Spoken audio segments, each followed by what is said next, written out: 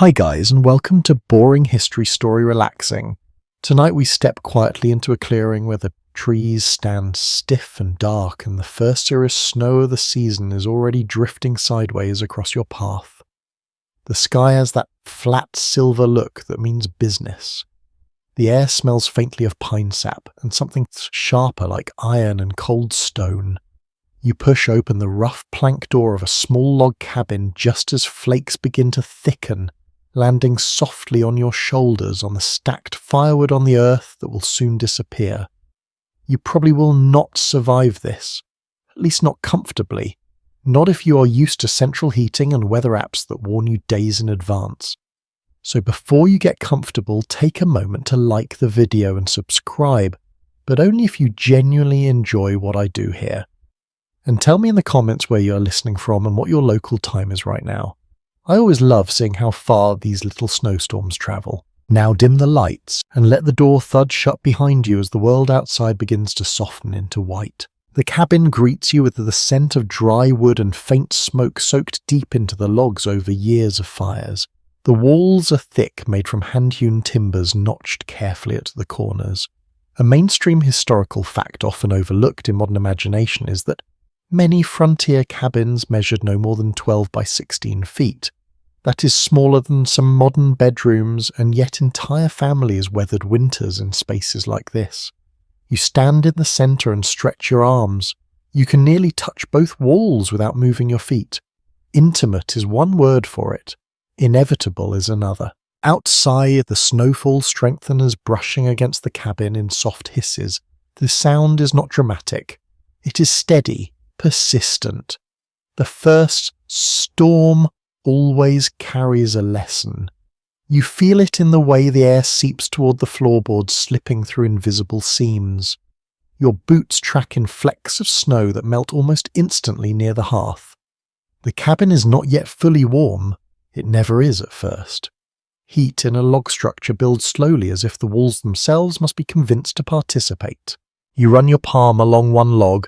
It feels cool, slightly rough, the grain raised from years of expansion and contraction. Historians still argue whether early settlers preferred round logs or squared timbers for winter durability. Some suggest squared logs fit more tightly and block drafts better. Others point out that round logs were quicker to stack and required less labour, which mattered deeply when winter approached faster than expected.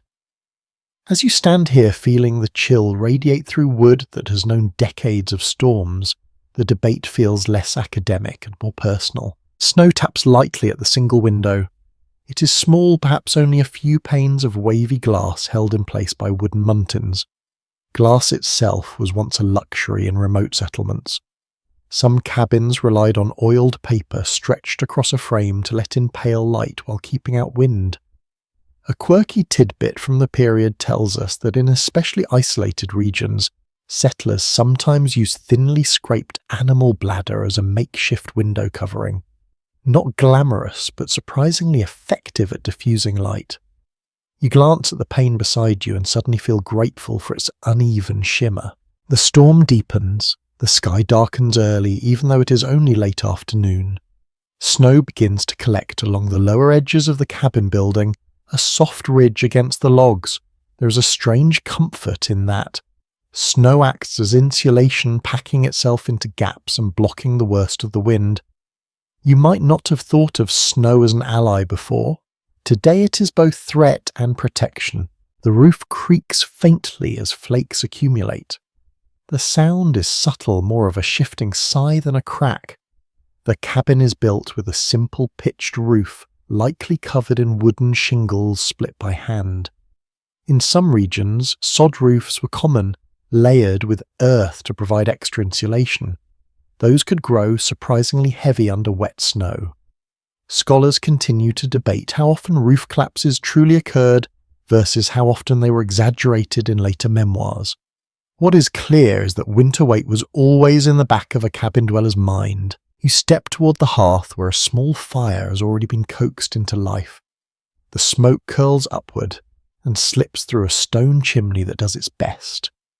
Chimneys were sometimes the weakest point in early cabins, prone to leaks, or even catching fire if sparks lodged in crevices. You kneel and add another log, feeling the warmth brush your face. The heat is uneven. Your cheeks grow warm while your back remains cool. You shift instinctively, turning like a slow roasting vegetable chasing balance. The first snowstorm is not only about cold, it is about adjustment. You notice how quickly your senses sharpen. Every draft matters. Every sound carries meaning. The wind presses briefly against the door, testing it. You glance at the latch. It holds. Doors in small cabins were often thick planks reinforced with crossbars, but they were rarely perfect fits. Moss and mud known as chinking filled the spaces between logs. Over time, that material dried and cracked. Storm season revealed every weakness. You move closer to the wall and listen. The snow outside now falls in dense curtains. The world beyond the cabin has narrowed. Paths are already fading. If you stepped outside now and walked a short distance, you might lose your bearings faster than you expect. There are no streetlights, no glowing windows down the block, just forest and field dissolving into white. It is humbling. Inside the cabin feels both fragile and stubborn. It stands because someone cut trees, shaped them, stacked them, and believed that wood could hold back winter. That belief is not naive, it is practiced. Generations refined these techniques, learning which logs resisted rot, which notches locked tightest, which directions caught less wind. You are the beneficiary of trial and error you never witnessed. The fire pops gently, releasing a brief shower of sparks that vanish before reaching the floor. The scent of resin rises. You sit on a simple stool and feel the cabin settle around you. The first snowstorm is rarely the worst. It is the one that announces a season. It says that from now on warmth will require effort. Water will need protection. Travel will demand caution. And yet there is something almost tender in this moment. The snow presses closer, muting the world. The cabin holds its small circle of light. You realize that life here is not dramatic in a cinematic way. It is quiet resilience repeated day after day.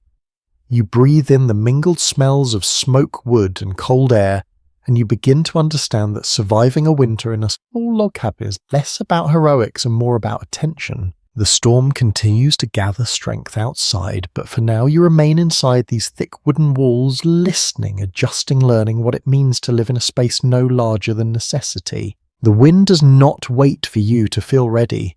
It presses harder against the cabin, now sliding along the outer walls and searching patiently for any place to slip inside. You feel it first along your ankles, a faint thread of cold that curls across the floorboards like an uninvited guest. The fire burns steadily, but it cannot chase every draft at once. The storm outside is no longer gentle. It has decided to test the seams. You crouch beside the wall and study the spaces between the logs. Each timber rests imperfectly against the next.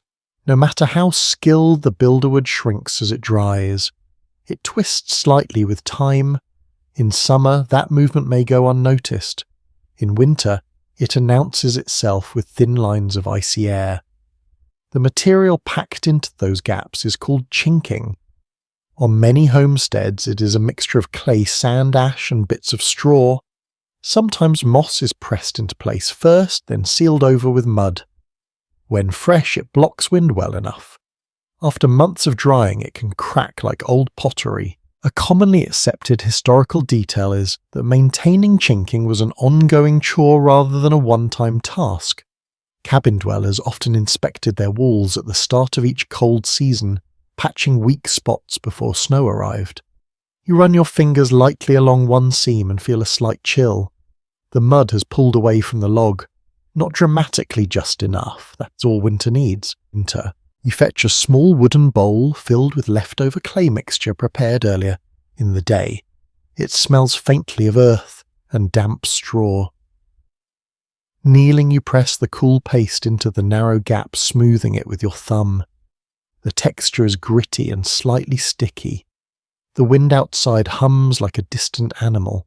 You work slowly, aware that every patch you apply is a small negotiation with the cold. Some researchers have suggested that settlers experimented widely with local materials for insulation, depending on region and availability. In forested areas, sphagnum moss was favoured because it resisted rot and held its shape well. In prairie regions, dried grasses serve the same purpose. There is no single perfect formula. Historians still argue whether certain traditional methods were truly superior or simply better remembered because they were recorded in diaries. What survives in writing often shapes what we assume worked best. The cabin creaks again, a subtle shifting as temperature differences move through the logs. Wood contracts as the cold deepens. You can almost hear it adjusting like joints stiffening in winter. The sound is not alarming, it is familiar. A cabin is not sullen in a storm. It breathes, it settles, it complains softly. You move toward the door next. The threshold shows a faint line of pale light at the bottom, where snow has not yet drifted high enough to block it. A strip of cloth has been nailed along the lower edge to act as a draft stopper. You press it down firmly with your hand. The fabric is coarse and slightly stiff from old sew. A quirky practice recorded in some rural communities involved stuffing old stockings with scraps of wool or even dried corn husks to create makeshift draft snakes. Nothing went to waste when winter was involved. As the wind intensifies, you become more aware of sound. The whistle through a crack has a higher pitch than the low moan around the chimney. You learn quickly to distinguish harmless noise from warning. If the chimney draft falters, smoke might spill back into the room. That is a different scent, entirely sharper and more urgent. For now the fire draws well, the chimney breathes upward, carrying heat and smoke into the darkening sky. You pause by the window. Snow clings to the edges of the glass, feathering outward in delicate patterns. In some cabins, especially earlier in the 18th century, true glass panes were scarce. Thin wooden shutters were closed at night or during storms to reinforce the barrier. You reach for the interior shutter and swing it halfway across, leaving just a narrow strip of pale light visible. The room dims slightly. Shadows gather in the corners. Living in a structure like this requires constant small adjustments. There is no moment when you can assume the job is done. Even now, as you patch one crack, another may be forming somewhere else. Scholars continue to debate how psychologically taxing this constant vigilance was for families living through long winters. Some argue it fostered resilience and attentiveness. Others suggest it contributed to the stress that later writers described as cabin fever. You can feel both possibilities in the air tonight. The fire pops and you turn instinctively to check it. Sparks leap briefly before fading. You add another modest log, careful not to overfeed the flames. Too much heat too quickly can cause sap pockets in the wood to burst loudly. The goal is steady warmth, not spectacle. Outside, snow begins to pile higher against the lower logs. Ironically, that drift may help seal some of the drafts you have not yet found. Snow is an unlikely ally, forming a temporary barrier that hugs the walls. You glance toward the corner where the floor meets the wall and notice that the draft has softened slightly.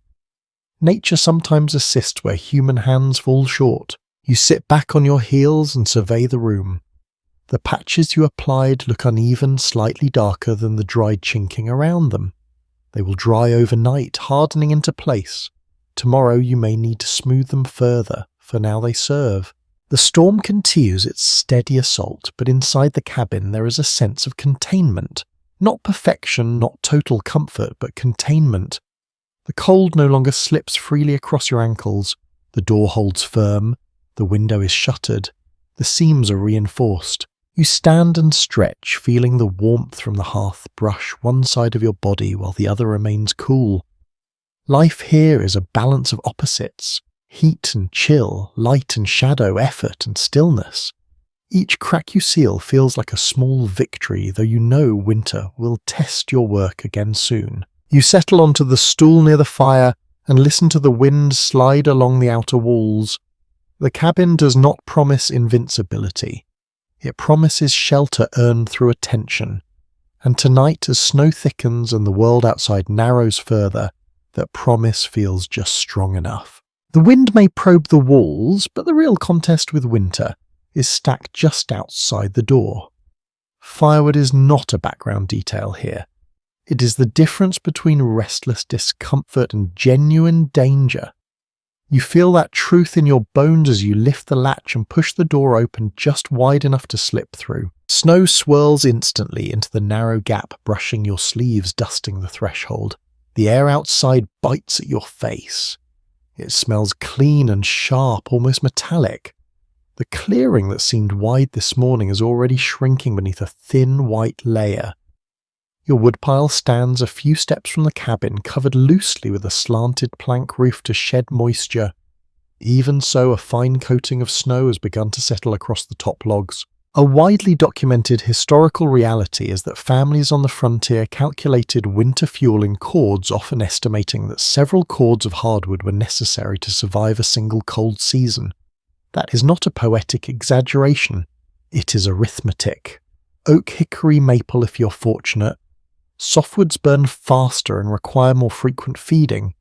You bend to lift a log and feel its reassuring weight. It is dry split months ago, stacked carefully to allow air to circulate. You brush snow from the upper row with your gloved hand. The snow clings lightly, easy to remove for now. If you wait too long, it will melt slightly and refreeze into a crust of ice. You gather an armful of logs and carry them inside the rough bark, pressing against your coat. The door closes with a dull thud, sealing out the howl of wind. Inside the cabin feels warmer than it did a few minutes ago. That contrast is powerful. Your cheeks tingle as feeling returns. You stack the new logs beside the hearth, arranging them so air can still move between pieces. Even wood storage requires thought. If logs are piled too tightly indoors, they may harbour dampness or even insects waiting for warmth. It is a small risk, but a real one. There is a peculiar satisfaction in stacking firewood neatly. Each log is a promise of future warmth. You line them up with care, bark facing outward ends aligned. In some rural communities, people took pride in the symmetry of their woodpiles, seeing them almost as a public declaration of preparedness. A quirky detail from 19th century diaries notes that neighbours sometimes judged one another's winter readiness by the height and orderliness of the stacked wood. Social reputation could hinge on such practical matters. You glance toward the hearth. The flames are steady but modest. You select a medium-sized log rather than the largest. Feeding the fire too aggressively wastes fuel and overheats the small room. The trick is patience. You place the log gently onto the embers and watch as the flames explore its edges, licking cautiously before committing. Outside snow thickens. The world has taken on that hushed quality that heavy snowfall creates. Sound travels differently now. Even the wind seems slightly muffled. You sit back and think about how much effort went into building this supply. Each piece of wood was once part of a living tree. It was felled with an axe, cut into lengths split by hand. No chainsaw hum, no mechanical splitter, just muscle and rhythm. Scholars continue to debate how labour was divided in winter preparation. Some accounts suggest men handled most of the wood cutting, while women and children assisted with stacking and kindling collection. Other records indicate that necessity blurred those lines significantly, especially when illness or injury struck. What is clear is that no one in a small cabin could afford to be indifferent to the woodpile. You rise again, compelled by a quiet sense of urgency. The storm is still young. If drifts build high enough, reaching the pile may become more difficult. You step back outside this time, pulling the door firmly behind you. Snow lands softly on your eyelashes. The clearing has already changed. The ground is no longer patchy. It is uniformly white. You trudge to the woodpile, boots crunching. The sound is crisp, almost satisfying. You decide to move several extra logs closer to the door, creating a small secondary stack beneath the overhang of the roof. It is a precaution. If the path to the main pile becomes buried, you will not have to dig immediately. As you lift and carry, your breath forms pale clouds in the air. The physical work warms you more effectively than standing still ever could. There is a rhythm to it. Bend, lift, turn, stack. Snow gathers on your shoulders and melts slowly from the heat of your body. A small detail often overlooked in romantic portrayals of cabin life is how constant this labour felt. It was not heroic, it was repetitive, reliable. Firewood hauling happened before storms, during storms after storms. It shaped the daily routine as surely as sunrise. You pause briefly and look out beyond the clearing. The trees stand blurred, their outlines softened. The world feels smaller, more immediate. You're not thinking about next month, you're thinking about tonight. About keeping embers alive until morning. When you return inside with your final armful, the cabin greets you again with warmth and smoke. You stamp snow from your boots near the door and set the logs carefully beside the hearth. The stack has grown taller. It feels reassuring. You lower yourself onto the stool and hold your hands toward the fire. The heat sinks slowly into your fingers. The storm may rage for hours, perhaps days, but for now you have wood within reach. You have flame. You have walls reinforced against drafts. In a space, this small preparedness is visible. It sits in tidy stacks. It glows in steady embers. It rests in the knowledge that you did not wait until the last moment. Outside, the snow continues its quiet accumulation. Inside, you settle into the patient task of tending what keeps you warm. The fire has settled into a steady rhythm now, no longer tentative, no longer testing the wood. It burns with quiet purpose. You sit close enough to feel the heat on your shins while the back of your shoulders remains cool. That contrast becomes familiar in a one-room cabin. Warmth is directional. You turn slowly, adjusting like a sunflower seeking light. In a structure this small, the hearth is not simply a comfort. It is the centre of everything. Cooking, heating, illumination, even a measure of time will gather here. Contemporary accounts from early American settlements make it clear that this fireplace was often the largest and most carefully constructed feature in the cabin. Stone was hauled sometimes from considerable distance because a reliable chimney meant safety. A poorly built one could fill the room with smoke or worse, ignite the very walls meant to protect you. You lean forward and nudge a log inward with an iron poker. Sparks rise briefly glowing orange before fading into nothing. The smell of burning oak deepens sweet and resinous. There is something almost hypnotic about watching flame find its path through wood grain. The way it spreads is patient, deliberate, as though mapping a territory it already understands. Outside, the wind presses and withdraws in slow pulses. Snow continues to fall, though you no longer hear individual flakes. Instead, there is a muted hush, as if the world beyond the logs has been wrapped in wool.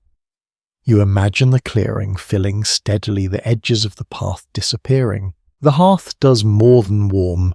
Suspended above it is a simple iron crane that swings outward, holding a kettle when needed. Even on storm nights, water must be heated, meals must be prepared. A widely acknowledged detail of frontier life is that open hearth cooking demanded constant attention. Pots had to be shifted closer or farther from flame to prevent burning. There were no temperature dials, only judgment and experience. You lift the kettle slightly and listen to the faint murmur inside. Water is beginning to warm, though not yet simmering. Steam curls upward in thin threads.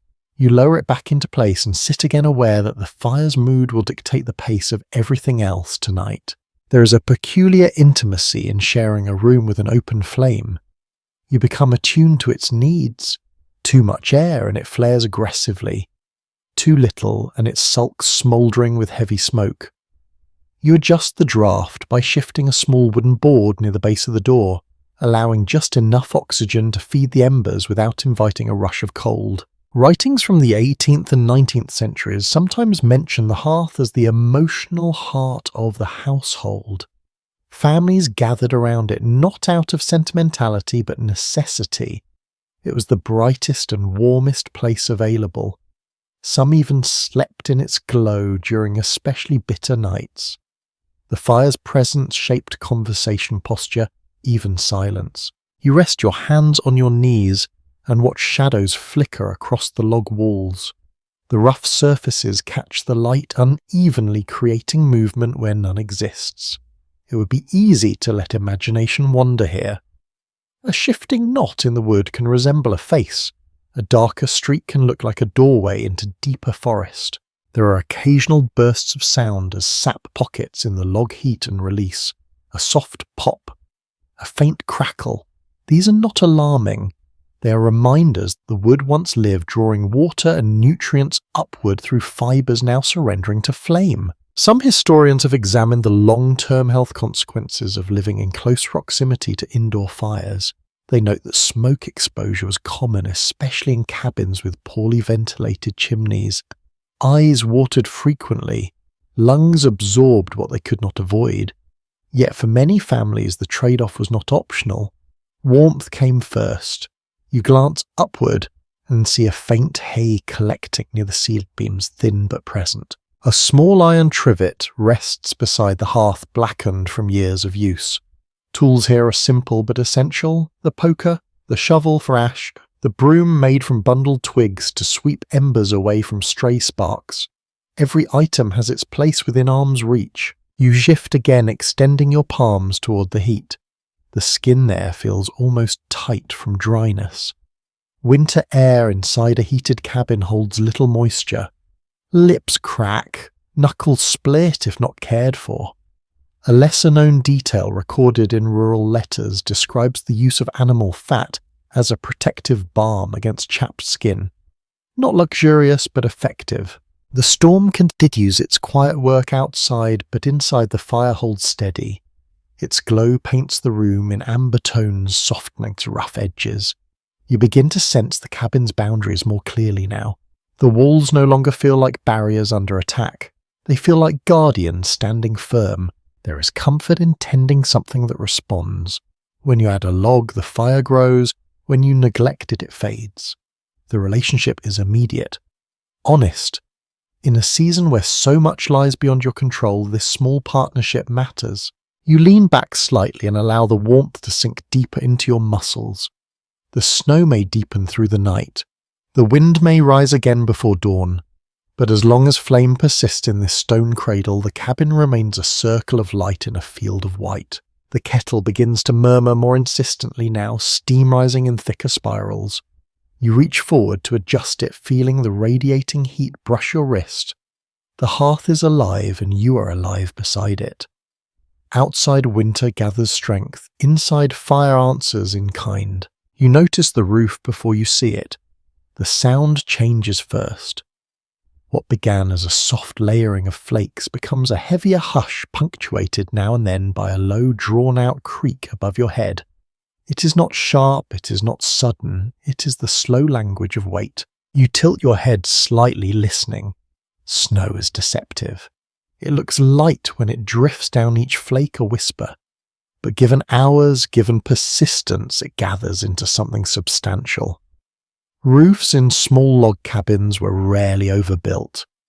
They were practical angled just enough to encourage shedding, supported by simple rafters cut and fitted by hand. There were no engineering calculations pinned to parchment, only experience and memory. Many early cabins relied on wooden shingles split from straight-grained logs. In other regions, particularly where timber was scarce, sod roofs were layered with earth and grass. Those could insulate well but grew heavy when saturated. Surviving records from rural settlements describe families occasionally climbing onto their roofs during prolonged storms to sweep away accumulated snow. It was not an act of bravado, it was maintenance. Another low groan ripples across the ceiling beams. You glance upward. The interior shows nothing dramatic. The rafters run evenly from wall to peak. Yet you feel the added burden pressing downward, subtle but undeniable. Snow piles invisibly shaping itself to the slope. You rise from your stool and move toward the door, not to step outside just yet, but to press your palm against the inner surface. The wood feels colder than before. The temperature difference between interior and exterior is growing. That difference matters. Heat escaping upward meets snow above, sometimes melting the lower layer slightly. If it refreezes, you can form along edges, trapping additional weight. A detail often noted in frontier journals is how attentive cabin dwellers became to roof sounds. A sharp crack could signal shifting timber.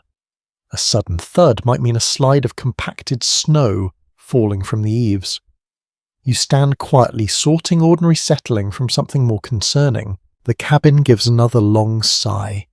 Not a snap, not a fracture, just an adjustment. Wood fibres compress under pressure. Nails, if any were used, hold steady. In many early cabins, however, joinery relied more on notched corners and gravity than on metal fasteners. That craftsmanship distributed weight surprisingly well. You return to the hearth, though your gaze drifts upward again and again. Firelight flickers across the ceiling beams, tracing the grain in amber tones. Shadows make the rafters appear thicker than they are. It is easy to imagine catastrophe when listening too closely. Some researchers question how frequently roofs truly failed under snow in small homesteads. Popular folklore exaggerates dramatic collapses, yet careful examination of settlement records suggests they were less common than later tales imply. Builders understood their climate intimately, still the possibility lived in the back of every winter night. A soft thump interrupts your thoughts. Snow has slid from one side of the roof and fallen against the drift below. The sound is muffled, almost gentle. You exhale without realizing you are holding your breath. You decide to step outside briefly and assess. Pulling your coat tighter, you open the door carefully. Snow has risen against the threshold, but not enough to block it. The cold strikes immediately sharp and clarifying. You step into the clearing and look up. The roofline is softened, rounded by accumulation. A thick white blanket rests across its slope. Near the edges, a few sections have already shed their load, revealing dark shingles beneath. Snow continues to fall, but less fiercely now. The wind has eased slightly. You walk a slow circle around the cabin, boots sinking into fresh powder. The sound beneath your steps is duller than earlier, as if the ground has accepted its covering. You notice where drifts gather more deeply along one side, shaped by wind direction. That side of the roof bears more weight. In some communities, long wooden poles were kept specifically for pushing snow from rooftops without climbing. It was a simple precaution. You spot such a pole leaning near the woodpile, its end slightly flattened from use. You consider it weighing effort against necessity. For now, the roof holds. The creaking inside seems less ominous after seeing the structure from outside. You brush a small section near the lower edge with the pole, dislodging a modest slide. Snow falls in a thick curtain, landing softly against the growing bank below. Your breath forms pale clouds as you work. The action warms you, though your fingers begin to stiffen through gloves. You decide not to overdo it. Too much clearing exposes shingles to the full brunt of wind again. Balance is key. Back inside, you stamp snow from your boots and close the door firmly. The cabin feels warmer by contrast. The fire continues its steady glow, indifferent to your momentary anxiety. You glance upward once more. The rafters appear unchanged. The earlier groans have quieted. Living beneath a snow-laden roof teaches patience. Not every sound demands alarm. Not every creak signals collapse. Over time, you learn the personality of your shelter. You recognize which noises belong to expansion, which to settling, which to true strain. You sit again near the hearth and let the warmth return to your hands. Outside, snow still falls, though more softly now. The roof bears its burden without complaint. The cabin remains upright, steady, stubborn in its simplicity. There is comfort in that endurance. The storm may build again tomorrow. The weight may increase, but tonight the beams hold. The walls stand, and you, listening to the fading groans above, begin to trust the quiet strength of timber, shaped by human hands and tested by winter. The storm has settled into a steady rhythm, and with the roof holding firm and the fire glowing patiently, your thoughts turn to something less dramatic but equally essential. Water. It does not announce itself the way wind does. It does not creak or groan. It simply disappears when winter tightens its grip. You glance toward the wooden bucket near the hearth. Earlier it held clear water drawn from a nearby stream. Now a thin, fragile skin of ice has formed across the surface. You tap it gently with your knuckle and hear the faint crackle. It has begun already. In colder regions, a well-known reality of cabin life was that wells and streams could freeze partially or completely during severe spells. Families often stored water indoors in advance of storms, but even inside temperatures near the floor could dip low enough to encourage ice. You crouch and lift the bucket closer to the fire, careful not to slosh its contents. The air near the hearth is warmer, and you can feel the difference immediately. You set the bucket within reach of the heat, but not so close that the wood staves dry and split. Everything requires moderation here. Even warmth can damage what it's meant to preserve. Snow can be melted for water, of course. That solution sounds simple until you try it. Snow is mostly air. A kettle packed full of it shrinks to a shallow puddle once melted.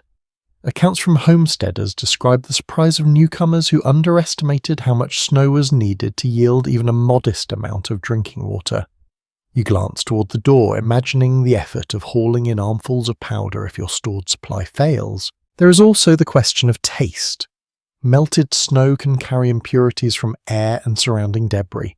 Many cabin dwellers preferred water from a flowing source when possible. During heavy storms, however, reaching that source could be risky. A path that felt familiar in autumn may vanish beneath drifts in winter. Some researchers examining settlement diaries note that water management was one of the most constant winter concerns, though it rarely receives the romantic attention given to blazing hearths. It shaped daily routines quietly. Buckets were rotated closer to warmth. Ice was broken each morning. Kettles simmered not only for tea or soup, but simply to ensure liquid remained available. You break the thin crust on the bucket surface with a wooden ladle and scoop gently. The water beneath is still cold enough to sting your fingertips. You pour a small amount into the kettle already warming above the fire. Steam rises more vigorously now, carrying a faint mineral scent. A lesser-known practice in particularly harsh climates involved lowering buckets into wells and insulating the well opening with straw or wooden covers to slow freezing. Even so, extreme cold could defeat those efforts. The ingenuity required to secure something as ordinary as water is easy to overlook until you're faced with ice forming at your doorstep. You sit back on your heels and watch the kettle begin to tremble softly. The fire responds with a gentle flare as you add a thin split of wood. The warmth spreads outward, reaching the bucket at last. Over time, the ice will melt fully. There is something grounding about these tasks. They are not dramatic. They're repetitive, yet they anchor you to the present moment. The storm outside continues its white descent, but here inside your attention narrows to steam, to wood, to the steady drip of melting ice along the bucket's rim. You think about thirst, not the casual dryness of a warm day, but the deeper discomfort that creeps in when water grows scarce. Letters from rural families sometimes mention rationing sips carefully during extended freezes. Children were reminded not to waste a drop. Even washing could be postponed if supplies dwindled. You lift the bucket again and feel its weight. It is lighter than earlier, not because you've used much, but because a layer of ice displaces liquid. You tilt it slightly toward the fire, encouraging thaw. The wood staves creak faintly as temperature shifts through them. Historians continue to discuss how winter routines influence settlement patterns, particularly near reliable water sources. Cabins built too far from streams or springs risk severe hardship during storms. Proximity mattered. Geography dictated survival more than preference. The kettle now emits a soft rolling sound. You remove it carefully using a thick cloth and pour hot water into a tin cup.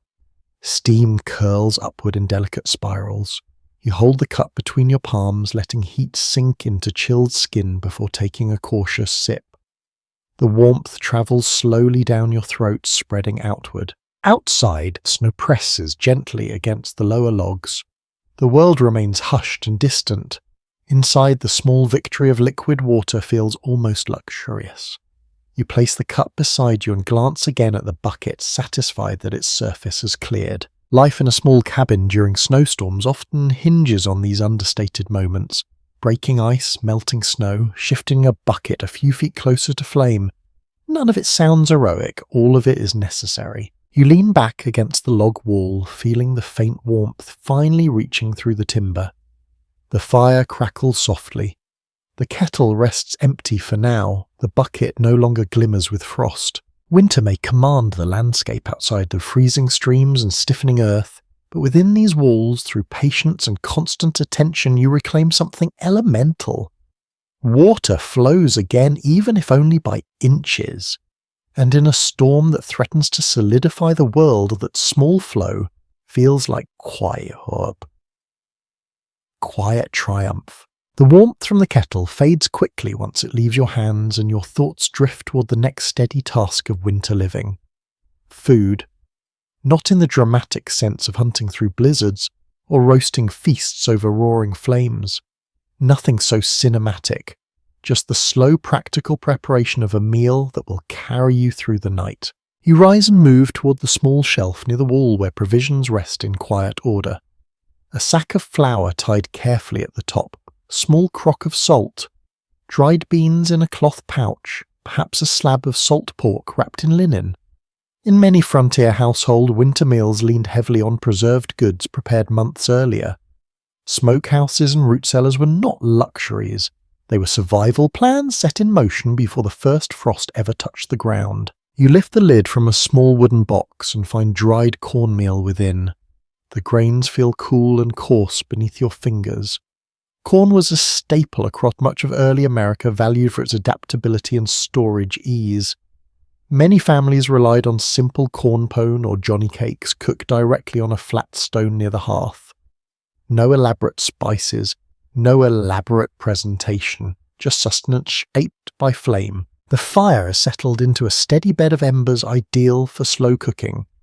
You swing the iron crane outward and set a small pot above the coals. Into it go a handful of beans soaked earlier in the day. You add water from the bucket and a pinch of salt. The ingredients look unremarkable, almost austere.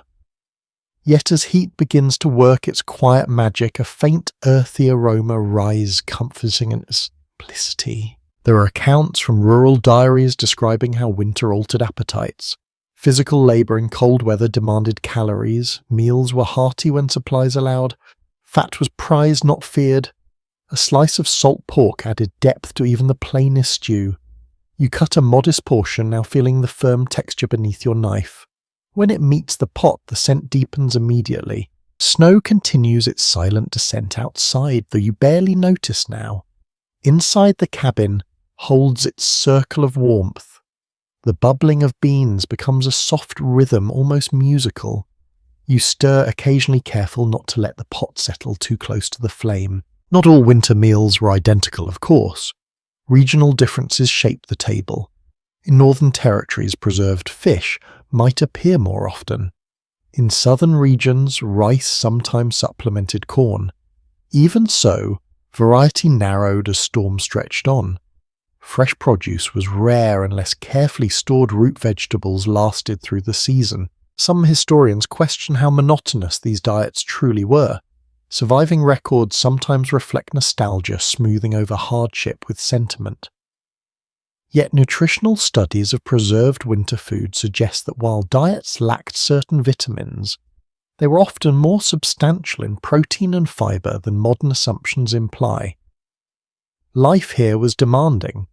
The body required fuel. You reach for a small iron skillet resting near the hearth and sprinkle cornmeal into it with a splash of water and a pinch of salt. The mixture forms a thick batter. You press it flat with the sour back of a spoon, shaping it into a simple round. When you slide the skillet closer to the embers, a faint sizzling begins. The smell is nutty and warm. There is a quiet satisfaction in preparing food that matches the season. Nothing delicate, nothing fleeting, just something that warms you from within. You sit back and listen to the stew simmer. The cabin feels fuller now, scented with pork and grain. A lesser-known detail from early rural life involves the creative use of limited sweeteners. Molasses, if available, was treasured. Honey was rare in some settlements during deep winter. On special evenings, a small drizzle might transform plain bread into something closer to indulgence. You glance at the shelf and consider whether such a luxury waits there. Perhaps not tonight. The pot continues its gentle bubbling. You lift the lid briefly and see steam swirl upward, carrying the scent of salt and fat. You stir again, watching beans soften slowly. Patience defines winter cooking. Nothing rushes. Even hunger learns to wait. Outside, the snow piles higher against the lower logs, pressing gently like a thick quilt. The cabin interior glows softly in firelight. You think about how meals like this stitched families together during long storms.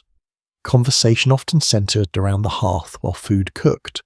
Stories were shared, tasks discussed, plans adjusted according to weather. Scholars still debate the extent to which communal meals eased the psychological strain of isolation. Some argue that shared routines anchored households emotionally. Others point to letters describing tension in cramped spaces when tempers wore thin. Both possibilities feel plausible in a room no larger than this one. You test the corn cake with the edge of your knife. The underside has browned slightly. You flip it carefully, letting the other side crisp. The simple act feels grounding, familiar. The smell alone makes the small cabin seem less confined. When the stew thickens and the bread finishes cooking, you ladle a portion into a tin bowl. Steam rises eagerly. You sit close to the hearth and cradle the bowl between your palms before taking the first careful spoonful. The taste is modest but deeply satisfying. Salt, warmth, sustenance. Snow may isolate you from the wider world, but here inside, with a bowl of beans and bread, you feel provisioned. Not indulgent, not abundant, simply prepared. You eat slowly, aware that every ingredient represents labour completed months ago.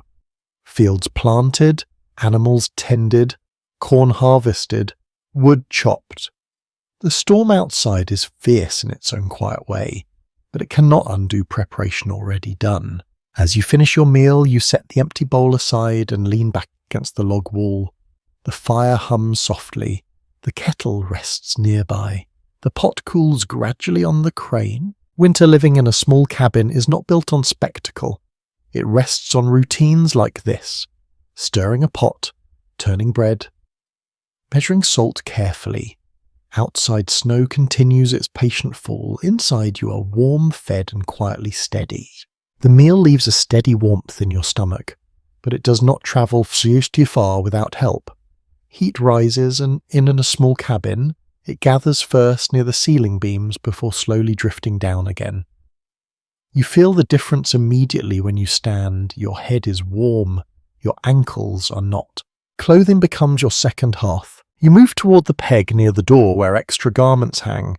The fabrics are plain, heavy, practical. Linen for the base layer, wool for the outer. Linen rests cool against the skin at first, but it wicks moisture away, keeping dampness from settling. Wool does the opposite of what you might expect. It traps air. Even when slightly wet, it holds warmth better than many modern synthetics. Period inventories and surviving garments confirm that layering was not fashion but strategy. Shirts, petticoats, waistcoats, stockings, shawls. Each piece added a thin barrier between you and the creeping cold that slides along floorboards. You pull on an additional woolen layer and feel its scratchy fibres press against your wrists. The sensation is not entirely comfortable, but comfort is measured differently here. You sit and remove one boot briefly to adjust your stocking. The leather feels stiff from repeated drying near the fire. Boots were expensive. They were mended until mending failed. Many families owned only 1 or 2 pairs per person. A small tear left unchecked could mean wet feet. Wet feet in winter were no minor inconvenience. Some surviving letters from frontier communities mention stuffing boots with straw or scraps of wool for added insulation during severe cold. It sounds rustic, perhaps even comical to modern ears, yet it worked. Air trapped between fibres slows heat loss. You glance toward a small basket of dried plant fibres near the wall and imagine pressing them into your boots if temperatures drop further. You wrap a shawl around your shoulders, tucking its edges close. The weight settles across your back like a quiet reassurance. In a cabin where walls hold uneven warmth, clothing allows you to carry heat with you as you move. The fire crackles softly. You step closer and extend your hands again, though you no longer rely solely on its reach. Fabric now shields you from the drafts that continue to whisper through lower seams. The patches of chinking you applied earlier have dried somewhat, but wind remains persistent. It always finds something. There is an interesting pattern in historical accounts regarding winter garments. Many descriptions emphasize durability over elegance. Natural dyes muted colours into browns, greys, deep blues. Clothing faded slowly over years of wear. Yet even in harsh climates, small decorative details persisted. A bit of embroidery at a cuff, a contrasting thread at the neckline. Practical life did not erase the human desire for small beauty. You sit back on the stool and rub your hands together briskly. The friction adds warmth quickly. Fingers must remain nimble for tasks ahead. Mending, tending, adjusting. Hands stiffen first in the cold. You flex them slowly, feeling blood return. Some historians examining textile fragments have noted how heavily worn winter garments often reveal layered repairs. Patches stitched over patches, sleeves shortened and lengthened as needed. Nothing was discarded lightly. Cloth required labour to spin, weave and sew. Each thread carried effort. You glance toward the bed in the corner, little more than a wooden frame with a rope lattice supporting a straw-tick mattress. Blankets are folded at its foot. Heavy wool, perhaps a quilt if you are fortunate. You will rely on those layers later, but for now, clothing serves as your immediate shield. The air near the floor shifts slightly as the wind presses again. You feel it brushing against your calves, but it does not cut as sharply through wool. There is a small satisfaction in that. You have met the cold halfway. Outside, snow continues its patient accumulation. The clearing is likely unrecognizable now. Inside, the cabin's interior world feels smaller but more controlled. The hearth glows steadily, the kettle cools slowly. Your added layers hold warmth close. You cross the room to adjust the shutter slightly, allowing a sliver of pale reflected light to enter. Even through thick snowfall, the outside world glows faintly. Snow amplifies what little light remains. It reflects it back, gently brightening the interior in subtle ways. There is a quiet psychological shift that comes with proper layering. You no longer feel vulnerable to every draft. You can move away from the fire briefly without shivering. That small independence matters. Some scholars studying domestic life in cold climates suggest that the ritual of dressing for winter shaped daily rhythms as much as meal preparation did. The process signaled transition from day to night, from work to rest. Layers were added as temperatures dropped, removed slightly when tending the fire closely. You adjust your shawl once more and settle again near the hearth. The cabin hummed softly with wind outside and embers within. Fabric rests against skin-insulating buffering. Winter does not relent because you're dressed, but clothing grants you a kind of portable shelter within shelter. Each thread becomes a quiet ally. Each layer narrows the distance between your body and warmth. You breathe in slowly, feeling the air warm slightly as it passes through wool near your collar. The storm presses on, the roof bears its burden, the walls hold, and wrapped in linen and wool you feel less exposed to the long white night gathering beyond the logs. The fire settles lower as the evening deepens its bright flames, easing into a steady glow of embers. You notice the shift not by sight alone but by sensation. The air changes. The heat feels closer to the ground, now less radiant, more concentrated. It is time to think about where you will sleep. In a cabin, this small sleeping arrangements are not random. They are strategic. Heat rises, yes, but drafts creep along the floor. The warmest pocket often forms somewhere between those two movements. You stand and move slowly across the room, testing the air with your hands as though feeling for invisible currents. The bed in the corner seems logical at first glance. It is slightly elevated away from the door, tucked against two solid log walls. Yet you kneel beside it and sense a faint chill where the wall meets the floor. Even with fresh, chinking cold seeps downward. Corners can be the iciest places. In many early cabins, families slept close together for practical reasons rather than sentimentality. Shared body heat made a measurable difference during severe cold. Diaries from frontier settlements often mention multiple children sleeping crosswise in a single bed to conserve warmth. Privacy was a luxury far beyond reach in such spaces. You pull the straw tick mattress slightly away from the wall, creating a narrow gap. Air trapped there will act as a buffer. You smooth the surface with your palm. The straw inside rustles softly, shifting into place. Straw ticks required periodic refilling and fluffing as the contents compacted over time. A lumpy mattress was not unusual. You unfold one of the heavy wool blankets and shake it gently. Fine dust motes rise briefly in the firelight before settling. The blanket smells faintly of smoke and lanolin, the natural oil from sheep's wool. It is thick, slightly coarse, and deeply reassuring. Some accounts from colder territories describe the use of bed curtains hung from simple frames to trap heat around sleepers. In one-room cabins without such structures, blankets were sometimes draped over ropes or pegs to create a makeshift enclosure. You glance upward at the ceiling beam and consider whether such a barrier would help tonight. The storm continues outside, but the wind has softened slightly, not necessary yet. You test another spot closer to the hearth, but not so near that sparks could reach. Sleeping too close to the fire risked accidental burns or inhaling excessive smoke. Balance again becomes the guiding principle. Warm but safe, sheltered but breathable. There is a particular quiet that arrives when preparing to sleep during a storm. Tasks slow, movements soften. You bank the fire carefully, pulling embers together and placing a thicker log atop them so it will catch slowly through the night. Too little fuel and the cabin will cool sharply before dawn. Too much and you risk overheating or wasting precious wood. Records from rural households note that banking a fire was considered a skill learned through repetition. One could judge the density of embers, the dryness of wood, the likely duration of burn by sight and instinct. You crouch and study the glow, adjusting slightly until the arrangement feels right.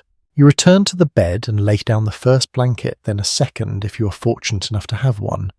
You run your hand across the surface again, feeling for uneven lumps.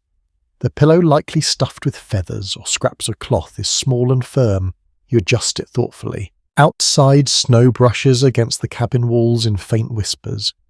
The roof remains steady. The earlier groans have quieted completely. Inside, the air carries a gentle warmth, though cooler near the floor. You remove your outer boots and set them near the hearth to dry slightly, but not too close to the flames. Leather stiffens and cracks if overheated. You loosen your shawl, but keep your wool layers on. Sleeping fully undressed would invite chill by morning. Some historical observers have remarked on how people in colder centuries often slept wearing more clothing than modern comfort standards would suggest. Night garments were layered, sometimes including caps to preserve heat from the head. Heat escapes quickly from uncovered skin. You reach for a simple wool cap and pull it gently into place. You sit on the edge of the mattress and pause, listening. The storm no longer feels aggressive. It feels settled. The cabin has adjusted to its burden of snow. The fire hums quietly, embers glowing like a low constellation near the floor. There is a moment of vulnerability before lying down. You will surrender awareness slightly. Trust the walls, trust the roof, trust the fire you have banked. You lower yourself slowly onto the mattress and pull the blanket over your shoulders. The wool presses close, slightly heavy, trapping the warmth already gathered. You curl slightly on your side, instinctively minimizing exposed surface. The air near your face feels cooler than beneath the blanket. You tuck the edge closer under your chin. Your breathing steadies. Each exhale warms the small pocket around your mouth. In a cabin during a snowstorm, sleep is both rest and strategy. It restores strength for tasks that may greet you at dawn. It conserves energy. It shortens the long hours of darkness. You close your eyes briefly, then open them again, adjusting to the dim glow of embers. Shadows stretch across the ceiling, beams long and wavering. The world outside remains distant and white. Gradually, your body begins to settle into the warmth you have constructed carefully through woodcloth and attention. The small cabin holds you within its timbered frame. Snow continues its patient fall, and beneath layers of wool near the steady heart of embers you prepare to drift into sleep while winter keeps watch beyond the logs. You do not fall asleep all at once, not with wind still moving beyond the walls, not with embers breathing softly in their cradle of ash. Sleep approaches in cautious steps. First your muscles loosen, then your thoughts lengthen, but your ears remain alert. The storm has changed its voice. Earlier it pressed firmly against the cabin testing seams and roofline. Now it moves in uneven sighs, sliding across snowdrifts that have reshaped the clearing. Every so often a loose swirl of powder lifts and brushes against the logs with a faint shushing sound. It resembles footsteps at a distance, though you know better. Night inside a small cabin during a blizzard teaches you to sort sound carefully. The mind left alone in dim firelight is inventive. A knot in the wall can pop softly as temperature shifts. A log in the hearth can split with a sharp crack as heat reaches its core. Snow sliding from the roof can land with a muffled thud. None of these mean danger, yet each one stirs you brief from the edge of sleep. Settlers who left written accounts often remarked on how loud winter nights seemed despite the insulating blanket of snow. Timber expands and contracts audibly. Ice forms and fractures. Wind funnels through chimney throats and produces low tones that resemble distant voices. In communities where wolves still roamed, howls sometimes carried across open land in haunting intervals. You listen carefully now, trying to distinguish imagination from memory. The embers glow steadily, though dimmer than before. You shift slightly beneath the blanket, drawing your knees closer to preserve warmth. The straw mattress rustles softly. That sound, at least, is familiar and harmless. There is another noise, subtle but persistent. A faint tapping near the window. You open your eyes and peer toward the shutter. Snow has accumulated against it, and occasional clumps slide downward, brushing wood as they fall. The sound is gentle, irregular. You let your breath slow again. In many rural regions, livestock were housed in small outbuildings near the main cabin. During severe storms, animals could grow restless. Hooves shifting in straw, the low sound of a cow calling, or the scratching of a chicken against wood might drift through the night. Even if you have no animals here tonight, the memory of such sounds lingers in cultural memory. People grew accustomed to listening for distress in barn or pen, ready to step out into cold if needed. You close your eyes once more. The fire gives a sudden bright flare as a pocket of sap ignites within the log. The brief crack echoes sharply in the confined room. Your heart responds instantly, then settles, when no further disturbance follows. It is remarkable how quickly the body prepares for alarm in darkness. Some researchers examining frontier life note that heightened auditory awareness may have been an adaptive skill in isolated dwellings. Without street lamps or neighbouring houses within easy reach, sound carried information. It signalled weather shifts, structural strain, wildlife movement. You feel that instinct now. Each whisper of wind passes through a filter of quiet assessment. The chimney produces a low, hollow hum. Air moving upward meets colder air descending, creating a subtle vibration. You recognise it as harmless. Earlier in the evening, when the fire burned higher, the chimney draught was stronger. Now it has gentled. Another soft thud lands against the far wall, likely snow slipping from a branch overhead. The forest beyond the clearing bears its own burden tonight. Branches bend under weight, sometimes releasing their load all at once. That release can echo like distant footsteps. You adjust the blanket, again tucking it beneath your shoulder. The wool scratches lightly against your cheek. Your breath warms the small pocket of air beneath the covers. Outside, the storm no longer feels aggressive. It feels settled into its long work of covering, smoothing, silencing. There is a peculiar intimacy in lying awake within timber walls while weather moves freely just inches away. The cabin is not the thick stone. It is wood shaped by hand, sealed with earth and patience. You are aware of its limitations, and yet it stands between you and the vast cold beyond. Some historians continue to debate whether nights like this bred anxiety or resilience in early settlers. Letters preserved from certain communities describe fear of isolation, especially during prolonged storms. Others speak of deep calm, even gratitude at being sheltered while snow fell. Perhaps both are true depending on temperament and circumstance. Your eyelids grow heavier now. The sounds that once startled you begin to blend into a single distant murmur.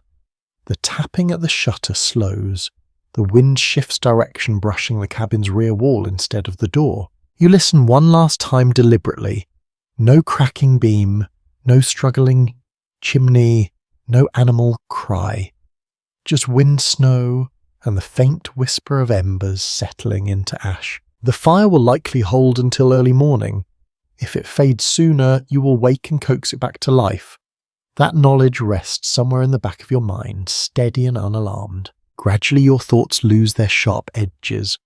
The cabin's interior becomes less defined. The glow of embers blurs behind closed lids. Outside, winter continues its patient shaping of the landscape. Inside, wrapped in wool and timber, you drift closer to sleep, learning that in a snowstorm, silence is rarely absolute. It is layered with small, ordinary sounds. And once you understand them, they no longer disturb. They simply accompany you into the long white night. At some point in the night, the embers sink lower, and darkness thickens around the edges of the room. You wake without fully knowing why. Perhaps it is the cooling air brushing your nose. Perhaps it is the subtle shift in sound as the fire quiets. You open your eyes and see only a faint red glow near the hearth. Light inside a small log cabin is never abundant, especially during a snowstorm.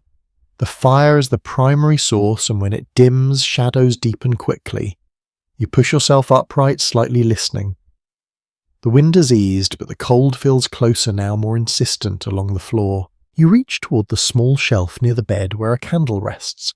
It is short and thick, slightly uneven along its sides. Tallow candles were common in many rural households, made from rendered animal fat poured into simple moulds. They burned with a steady but somewhat smoky flame. Beeswax candles existed too, cleaner and brighter, but often reserved for special occasion or for those who could afford them. You strike flint against steel, carefully angling it toward a scrap of charcloth. A spark catches, glows briefly, then blooms into a small ember. You coax it gently, bringing the candle wick into contact. A soft yellow flame rises, flickering at first, then steadying. The room changes immediately. Corners reappear, the outline of the door sharpens. The rafters regain form overhead. Candlelight is softer than firelight, more contained. It does not throw heat in any meaningful way, but it shapes space differently. In many frontier homes, candles were used sparingly during winter nights. Wax and tallow required time and resources to produce. Every inch burned represented labour already spent. Families often limited their use to essential tasks, relying instead on the hearth's glow whenever possible. You glance at the candle's modest height and become aware of its value. You rise from the bed and move quietly toward the hearth. The embers are still alive, though faint. You kneel and stir them gently with the poker. A few sparks brighten in response. You add a small split of wood, not enough to flare brightly, just enough to feed the coals. Gradually, orange threads of flame weave upward again. The candlelight dances against the log walls, creating long, wavering shadows.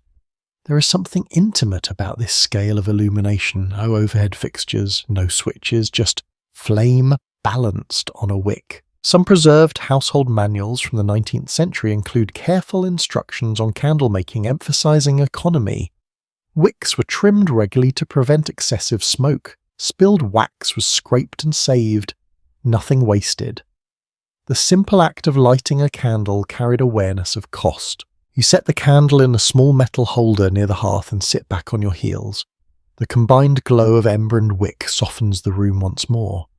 Outside, snow continues to reflect what little moonlight may filter through clouds, lending the window a faint glow behind its shutter.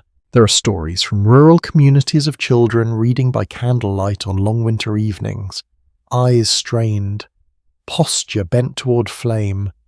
Education, when pursued in such conditions, required persistence. Tonight you are not reading.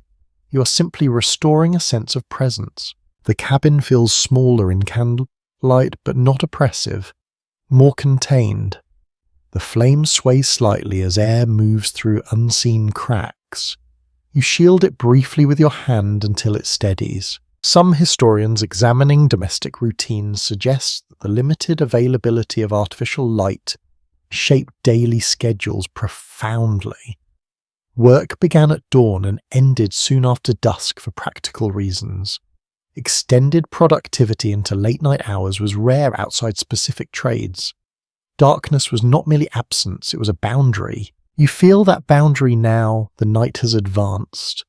There is little to accomplish beyond tending warmth and returning to rest. You rise again to check the door latch, pressing it firmly into place. Habit more than fear. The candle has burned down only slightly, but you decide not to let it waste further. The fire has regained modest strength. You pinch the wick gently between dampened fingers, extinguishing the flame. A thin ribbon of smoke curls upward, carrying the faint scent of tallow. The room dims once more, but not entirely. The hearth provides enough glow to orient yourself. You return to the bed and settle beneath the blankets again. The air feels marginally warmer now. Living through winter storms in a small cabin often meant navigating cycles of darkness and light like this. Wake, tend, rest, repeat. The rhythm becomes familiar over time. You close your eyes, again this time more at ease. The fire hums softly. The wind has quieted further, almost absent. Snow lies thick beyond the logs, muffling the wider world. Within these walls, light has been borrowed and returned carefully. Warmth has been coaxed and guarded, and in the gentle afterglow of embers you drift once more towards sleep, aware that even the smallest flame can reshape the night. Morning does not arrive with brightness. It seeps in, slowly pale and diffused through the shuttered window. You sense it first as a thinning of darkness rather than a true light. The embers have dimmed to a faint red thread, and the air inside the cabin feels noticeably cooler than it did when you closed your eyes. You lie still for a moment listening. The storm has quieted. There is no longer wind pressing against the walls, only the deep silence that follows heavy snowfall. It is a different kind of soundlessness, thick and absorbing. In a small cabin, the day begins not with coffee or conversation, but with motion. Warmth must be rebuilt. You push yourself upright, feeling the chill against your cheeks, and slide your boots closer to the hearth where they dried overnight. The leather is stiff but wearable. Children in many such cabins would already be stirring at this hour, their tasks beginning almost as soon as their eyes opened. Surviving letters and recollections from frontier families make clear that even the youngest members contribute during winter. Kindling was gathered, ash was carried out, water was fetched if conditions allowed.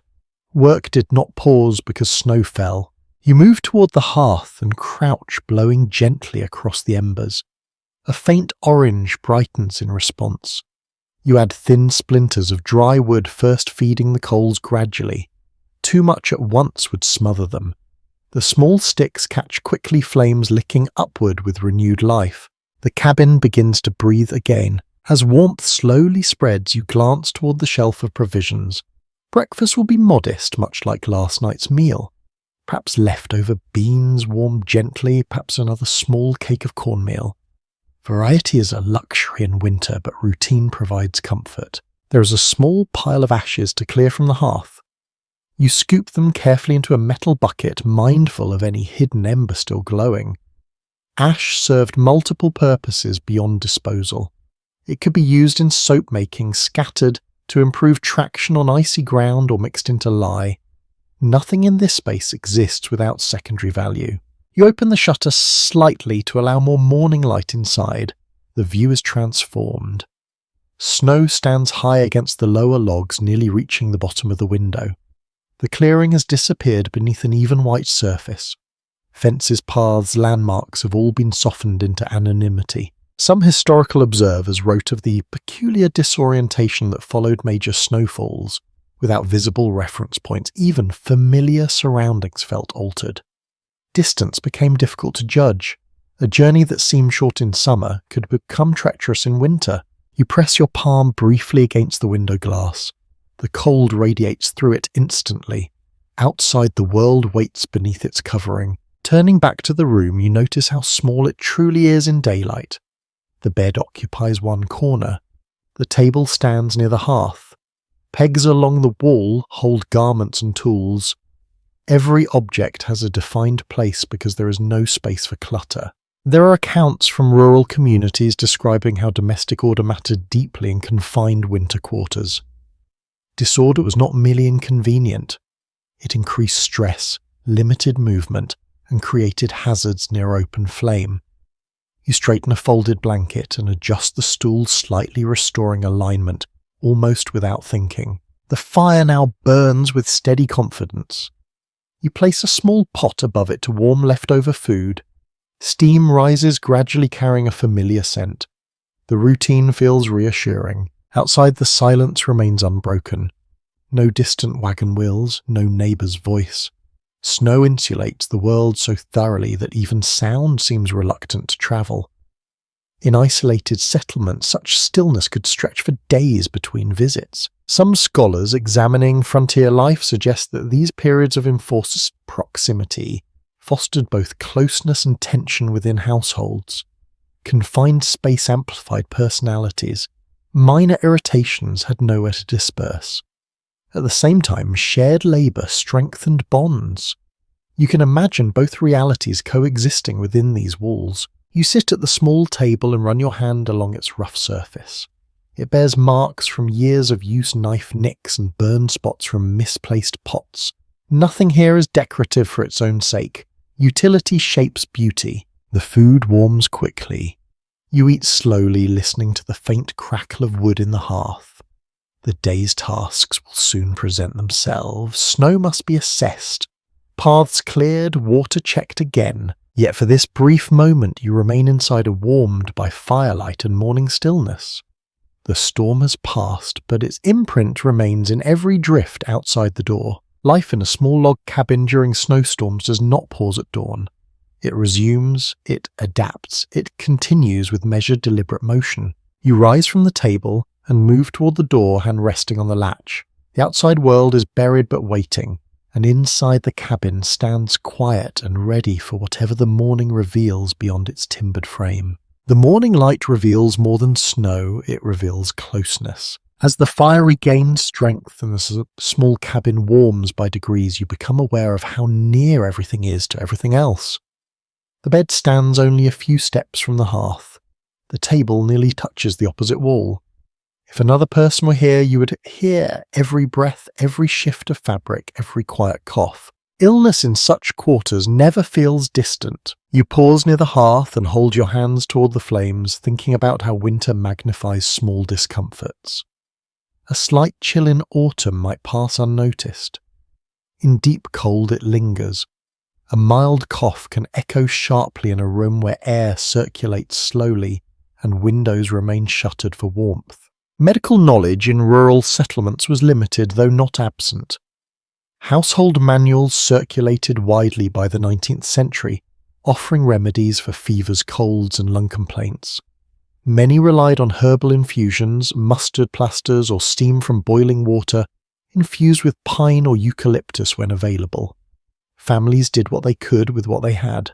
The cabin air carries a faint haze from the fire. Smoke does not always rise perfectly through the chimney. In damp weather or when wind shifts, it lingers low before clearing. Prolonged exposure to indoor smoke. Modern researchers note likely contributed to respiratory issues in historical populations. Contemporary observers did not have that vocabulary, but they certainly understood discomfort. You open the shutter slightly wider to encourage circulation. Cold air slips in cautiously, brushing your face. The trade is immediate, freshness for warmth, balance again. In tightly sealed winter spaces, contagion could move easily. Letters from rural communities occasionally describe entire households succumbing to seasonal illness at once. With little room to isolate, the sick care became communal by necessity. One person tended to the fire while another prepared broth. A child might fetch water while coughing into a wool sleeve. There remains discussion among historians about how frequently severe outbreaks struck isolated cabins compared to towns. Some argue that distance from population centres limited exposure. Others suggest that once illness entered a confined dwelling, recovery proved more difficult due to poor ventilation and limited resources. The truth likely shifted depending on geography and season. You glance toward the shelf where dried herbs hang from a peg. Perhaps thyme, perhaps sage. Plants gathered in summer and stored for winter were more than flavourings. They were trusted remedies. A simple infusion of hot water poured over crushed leaves could ease a sore throat or warm chilled limbs. The kettle still rests near the hearth. You refill it and hang it again over the crane. Steam will rise soon, adding moisture to the dry air. Even without scientific terminology, people recognized that damp air felt easier to breathe than smoke-thickened dryness. You move toward the bed and smooth the blankets, imagining someone resting there with flushed cheeks. Care in such spaces required patience. There were no separate sick rooms, only shared air and shared warmth. In some regions, simple practices developed to reduce spread. Eating utensils were kept separate when possible. Cloths used by the ill were boiled if fuel allowed. Yet fuel itself was precious. Every preventative measure weighed against available wood. You return to the hearth and stir the fire gently. Embers glow brighter. The kettle begins its low murmur. Steam rises, carrying faint traces of mineral scent. Snow outside reflects the morning light strongly, now brightening the cabin interior. The silence remains thick and undisturbed. No doctor's carriage will arrive unannounced. Assistance, if needed, would require deliberate travel through drifts. Some scholars examining domestic medicine suggest that the emotional strain of caring for illness in isolation shaped community bonds profoundly. When neighbours could reach one another even through snow, acts of assistance carried deep meaning. When the faith could not, resilience took a quieter form within cabin walls. You sit again at the table and breathe in the warm, moist air from the kettle. The room feels slightly softer, less brittle. The logs no longer creak sharply as temperature stabilizes. Winter in a small cabin demands vigilance not only against cold and hunger, but against weakness. The body must be supported carefully. Rest must be guarded. Warmth must be steady. You wrap your shawl closer and watch the steam curl upward. Outside the snow-field gleams untouched. Inside the fire glows with renewed strength. Illness may visit any season, but in winter it feels closer, heavier. Yet so does care. So does this attentiveness. You rise once more and adjust the kettle's position, ensuring it simmers gently. The cabin hums quietly with contained life. Wood, water, wool breath. Beyond the logs, winter stretches vast and indifferent. Within them, health depends on the smallest daily acts. Stirring embers, boiling herbs, opening a shutter just enough. And in this measured space you understand how survival is rarely dramatic. It is a series of careful responses to fragile condition carried out within walls no thicker than necessity. By midday the brightness outside becomes almost blinding. Snow reflects light with such intensity that even through a narrow opening in the shutter, the cabin seems washed in pale glow. And yet for all that light the world feels distant. You stand at the window and sense how thoroughly the storm has rearranged your boundaries. The path that once led clearly from door to woodpile has vanished. The fence line, if there is one, lies buried beneath smooth drifts. Even the low stump near the edge of the clearing has disappeared. The landscape has simplified itself into a single colour. Isolation settles differently once you can see it. Inside the cabin, the room feels smaller than it did yesterday. Not physically, nothing has changed in the arrangement of bed or table. But awareness has shifted. The knowledge that movement beyond these walls will require effort presses gently against your thoughts. In the 18th and 19th centuries, many small homesteads lay miles from their nearest neighbour. Surviving correspondence from frontier families often speaks of weeks passing without visitors during harsh winters. Roads became impassable. Rivers froze unevenly. Travel was postponed not out of preference but necessity. You turn away from the window and walk slowly across the room. Your footsteps sound louder in the stillness. The fire crackles softly, but even that sound feels subdued beneath the weight of snow outside. Loneliness in such conditions did not always resemble sorrow. Sometimes it took the shape of restlessness. Diaries from isolated settlements occasionally describe pacing indoors, reorganizing shelves, sharpening tools unnecessarily simply to occupy the mind. With limited space, motion becomes circular. You run your fingers along the table edge and then along the wall pegs where garments hang. Everything is in order. There is little to adjust. That can be comforting or unsettling depending on your mood. Scholars who study domestic life in frontier regions often debate how deeply prolonged isolation affected mental health. Some accounts portray resilience and adaptability. Others hint at tension simmering in confined quarters. Interpretation varies, shaped by the tone of surviving letters and the cultural expectations of stoicism. You step closer to the hearth and sit on the stool once more. The fire's warmth remains steady. You extend your hands towards it, though you do not truly need more heat. The gesture feels ground-ending. Outside, a faint sound breaks the silence. Perhaps a branch shedding snow, perhaps the distant movement of an animal navigating the drifts. The forest has not vanished. It has only quieted. There were moments in winter when families gathered intentionally to counter solitude. If distance allowed, neighbours sometimes visited between storms, sharing news and supplies. But heavy snowfall created natural barriers that even strong friendships could not easily cross. The decision to venture out required calculation. You imagine stepping beyond the door now. The snow likely reaches mid-calf or higher. Each step would sink. Progress would slow to a careful trudge, and beyond the clearing, orientation might prove difficult without visible landmarks. Yet isolation also offers a peculiar clarity. With fewer distractions, attention narrows to immediate tasks. You notice the faint rhythm of your breathing, the subtle shift of flame, the way light reflects off the iron kettle. In small cabins, conversation often filled the hours when multiple people shared space. Stories repeated, songs hummed softly. When alone, thought becomes the primary companion. Memory surfaces easily in such stillness. Some researchers examining oral histories have suggested that winter evenings strengthened storytelling traditions precisely because external entertainment was absent. The cabin became a stage for memory and imagination. You glance at the empty space near the hearth and imagine voices filling it. You rise and walk again to the window, this time opening the shutter a little wider. Bright light floods the room, though cold follows close behind. The snow-filled outside gleams undisturbed. No footprints mark its surface. You are for the moment alone within this white boundary. You close the shutter gently and return to the hearth. The sense of enclosure deepens, but no longer feels threatening. It feels defined. Winter in a small log cabin teaches you the shape of your world.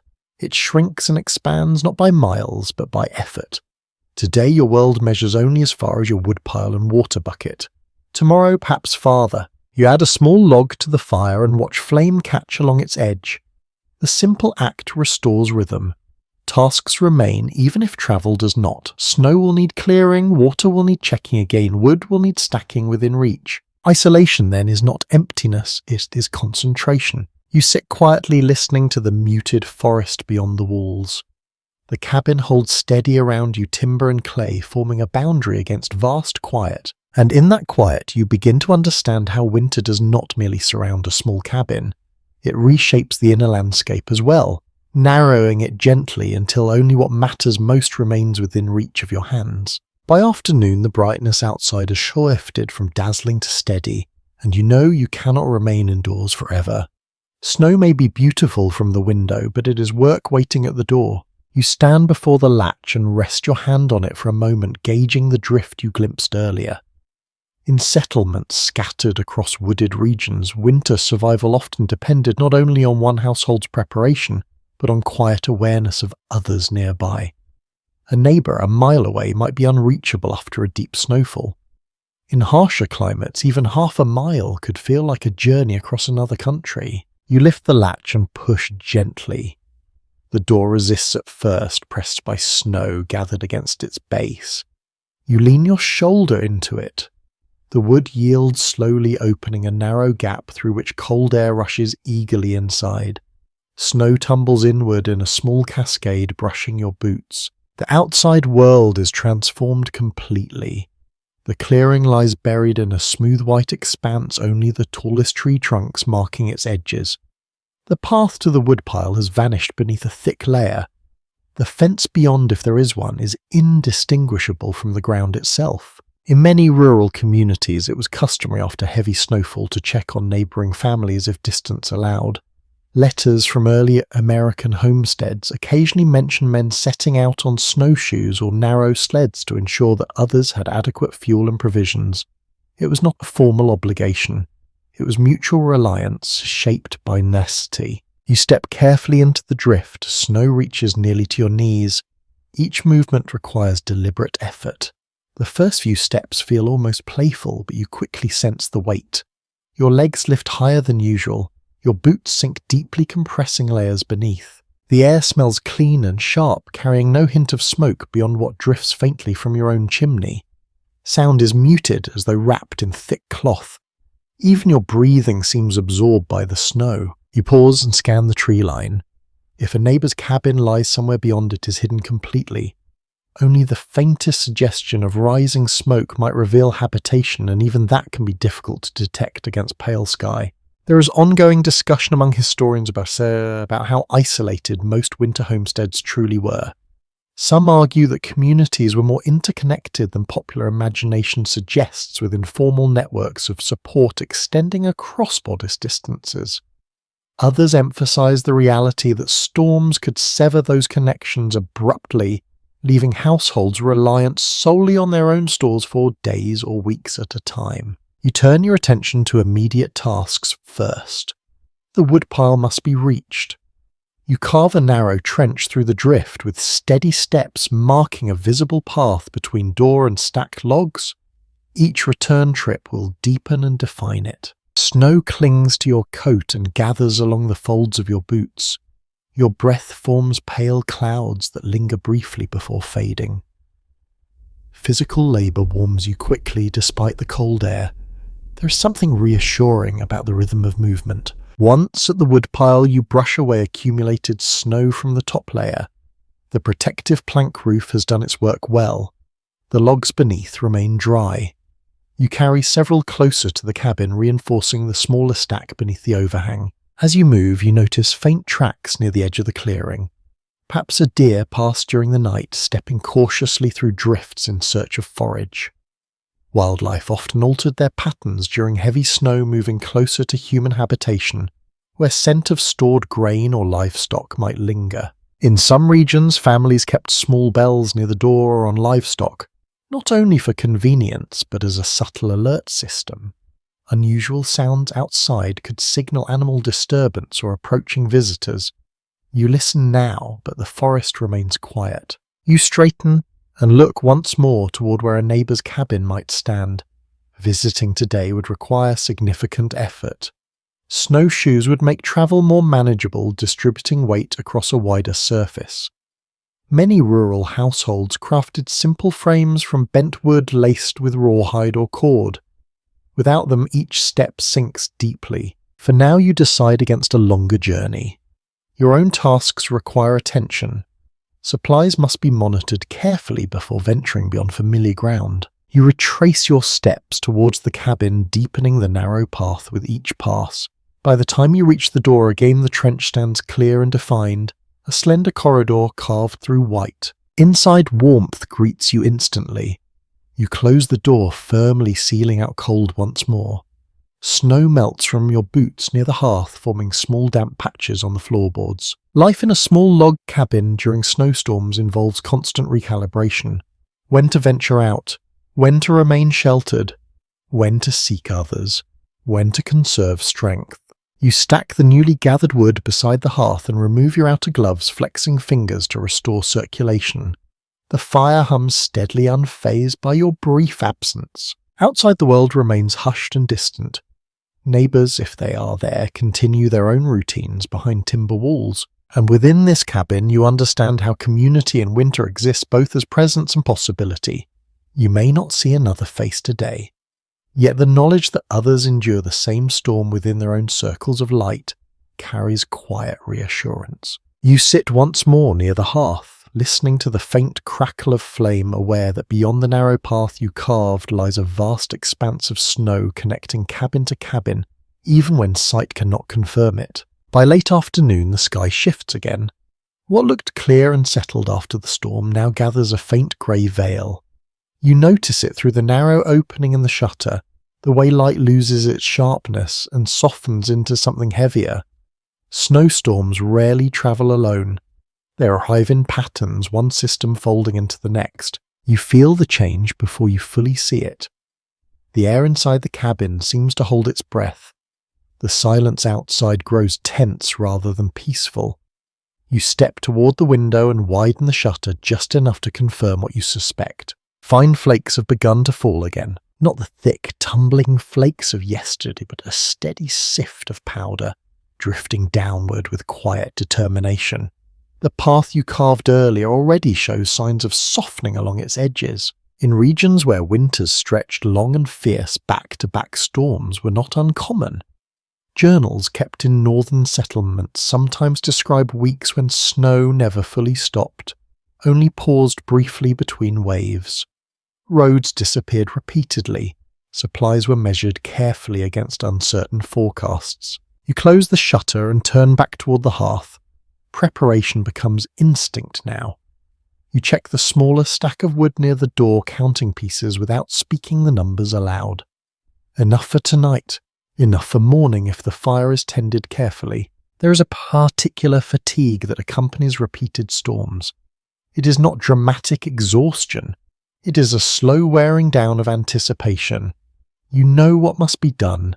You have done it before. The rhythm repeats. You kneel near the hearth and adjust the logs so they burn evenly. The cabin has warmed through the day, but as dusk approaches, temperature will fall again. The second snowfall may not carry strong wind, yet accumulation matters regardless of force. Researchers studying climate patterns in early American settlements note that long sequences of winter storms could test even well-prepared households. Snow depth influenced access to water, livestock, and stored goods. Prolonged confinement also pressed against patience. You move toward the shelf of provisions once more and inspect your stores without urgency. The flour sack remains substantial. The beans are steady, salt is dry. You glance towards the corner where additional blankets rest folded, all in place. Outside, the falling snow thickens gradually. It taps lightly against the shutter in irregular patterns. You listen carefully for any change in wind, but for now it remains gentle. In some accounts from frontier families, extended storms blurred time. Days merged into one another when visibility rarely improved. Without clear sunrise or sunset markers, routines anchored perception. Meals signalled progression. Fire tending marked hours. You feel that subtle shift already. The second storm, though lighter, presses against your awareness. You add another log to the hearth and watch flame catch along its edge. Sparks rise briefly, then settle. The cabin responds with familiar creaks as temperature fluctuates. You recognize them now. Yesterday they startled you. Today they register as ordinary. There has been debate among historians about how psychological endurance developed in repeated winter confinement. Some argue that such conditions fostered deep resilience and adaptability. Others propose that the emotional strain simmered beneath outward calm, rarely recorded in formal documents. Evidence exists for both interpretations. You sit near the hearth and rest your chin lightly on your hand. The room glows softly. Outside, the world whitens again. Another layer of snow means tomorrow's path will need clearing once more. Another inspection of roof weight. Another careful rationing of wood.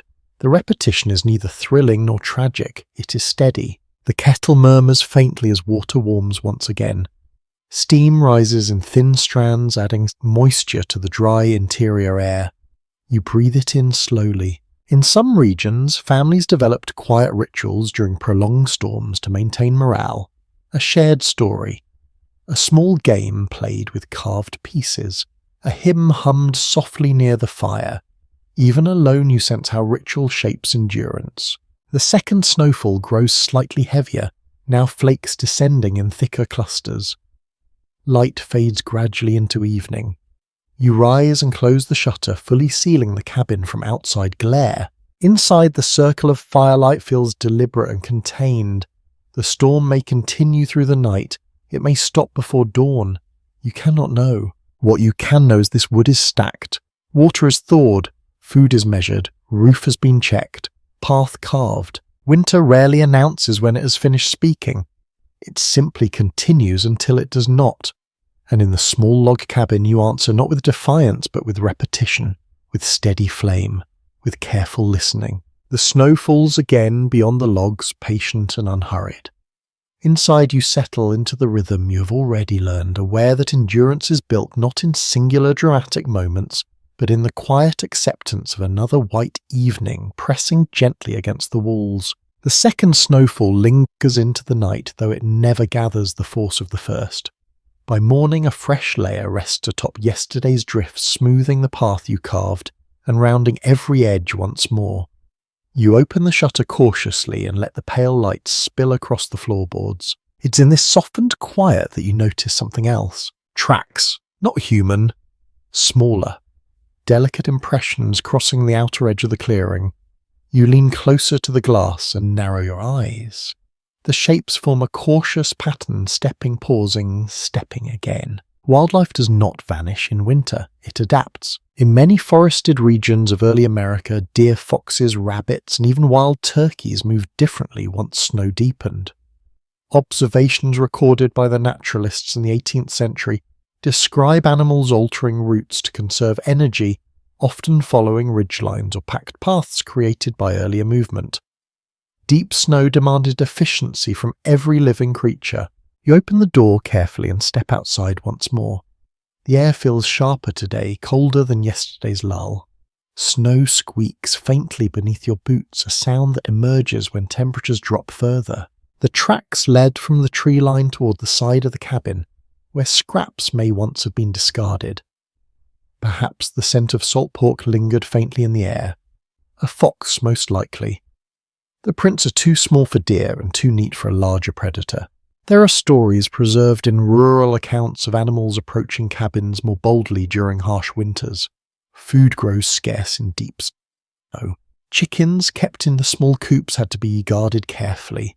Even dogs, loyal companions, sometimes barked through the night at unseen movement near the woodpile. You crouch to examine the tracks more closely. The snow around them remains crisp. They were made recently, perhaps during the quiet hours before dawn.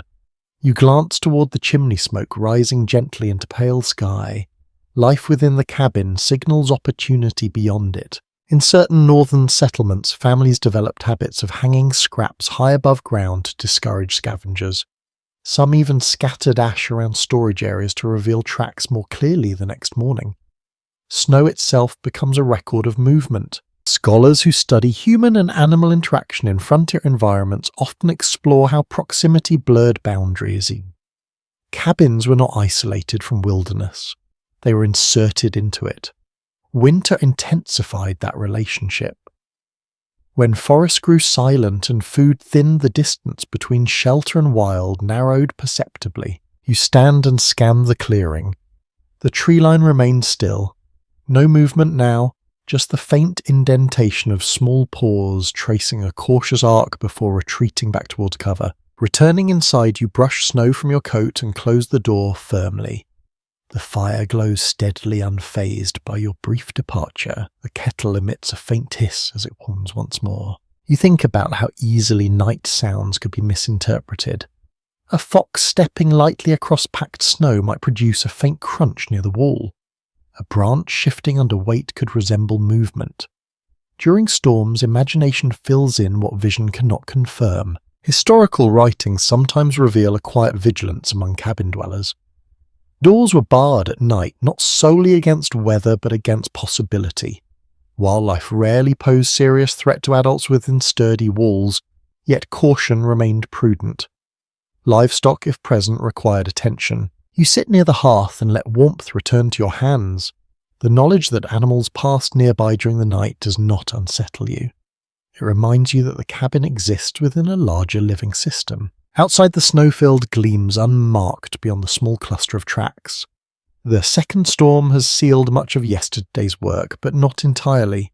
Your carved path remains faintly visible beneath the new layer. In some regions, hunters took advantage of fresh snowfall to track game more effectively. Snow reveals movement that soil hides. Even those not hunting paid attention to such signs. They offered information about the surrounding environment. You glance once more toward the door. The world beyond is not empty. It breathes quietly even when muffled. The fire pops softly and you turn back toward it. The cabin's interior warmth contrasts sharply with the crisp cold outside. Yet both spaces feel connected by the thin line of smoke rising from your chimney into pale sky. Winter in a small log cabin does not eliminate the wild. It brings it closer, makes it visible in prints and subtle sounds. You learn to read those signs without alarm. And as you sit within timber walls, listening to embers settle and watching steam rise from the kettle, you understand that survival here means not only defending against winter, but sharing space with all who endure it. The fox has passed on, the forest stands patient, snow rests gently against the logs. Inside you tend the fire and watch light flicker across rough-hewn wood, aware that beyond this circle of warmth, quiet pause, continue their cautious journey through the white world you both inhabit. By the third morning of layered snowfall, you begin to notice small imperfections that the earlier days concealed. Winter has a way of revealing weaknesses patiently, almost politely at first. You feel it near the door hinge. When you lift the latch and open it slightly to check the drift outside, the wood scrapes more stiffly than before. Moisture from melted snow has crept into the hinge joint and frozen overnight. The door resists not from snow alone, but from subtle swelling. In early log cabins, iron hardware was often minimal. Hinges, latches, and nails, if available, were valuable, and sometimes hand-forged locally. Wood components did much of the structural work. Changes in temperature caused expansion and contraction that required attention. You kneel beside the hinge and brush away a thin crust of frost. The metal feels brittle and biting against your fingers. You flex it gently, easing movement without forcing it. Too much pressure could split surrounding wood. Maintenance in winter rarely waited for comfort. Small repairs had to be addressed immediately before they grew into larger problems. Letters from homesteaders occasionally mentioned doors warping after repeated cycles of thaw and freeze, making sealing drafts more difficult. You press your palm against the door frame and feel a narrow ribbon of cold slipping through a seam that had held firm earlier in the week. You fetch a scrap of cloth and press it into the gap temporarily. It is not elegant, but it slows the intrusion. Later, when weather stabilizes, you can reinforce the chinking more thoroughly. Turning toward the roofline, you step outside once more to inspect the eaves. Snow has gathered unevenly again, though not dangerously. A faint icicle has begun forming near one corner, where heat escapes subtly beneath shingles. The drip and refreeze pattern suggests slight warmth loss. In settlements where sod roofs were used, meltwater sometimes seeped through layers if drainage failed. Wooden shingle roofs, though lighter, required careful alignment to prevent leakage. Records from rural carpenters emphasize regular inspection after heavy snowfall to ensure no gaps widened. You take the wooden pole once more and gently dislodge a small section of snow near the forming icicle. It falls softly into the drift below. The icicle snaps cleanly when tapped, shattering into bright fragments that vanish quickly against white ground. Inside, you move toward the wall opposite the hearth. There near the floor, you notice a faint darkening in the wood grain. It may be nothing more than condensation from shifting interior heat. Still, you kneel and press your fingers against it. Slight dampness. Moisture inside timber can lead to rot over time, though in winter it often freezes before causing immediate damage. You fetch a dry cloth and wipe the surface carefully, then adjust the fire slightly to encourage gentle warmth toward that corner. Too much heat directed abruptly could cause cracking. Frontier households understood their cabins intimately. Repairs were ongoing, not occasional. Roof patches, hinge adjustments, chinking renewal, chimney inspection. Survival depended less on dramatic heroics and more on constant observation. There remains discussion among architectural historians about how long the average log cabin truly lasted before requiring significant rebuilding. Some structures endured decades with proper maintenance. Others deteriorated more quickly in harsher climates.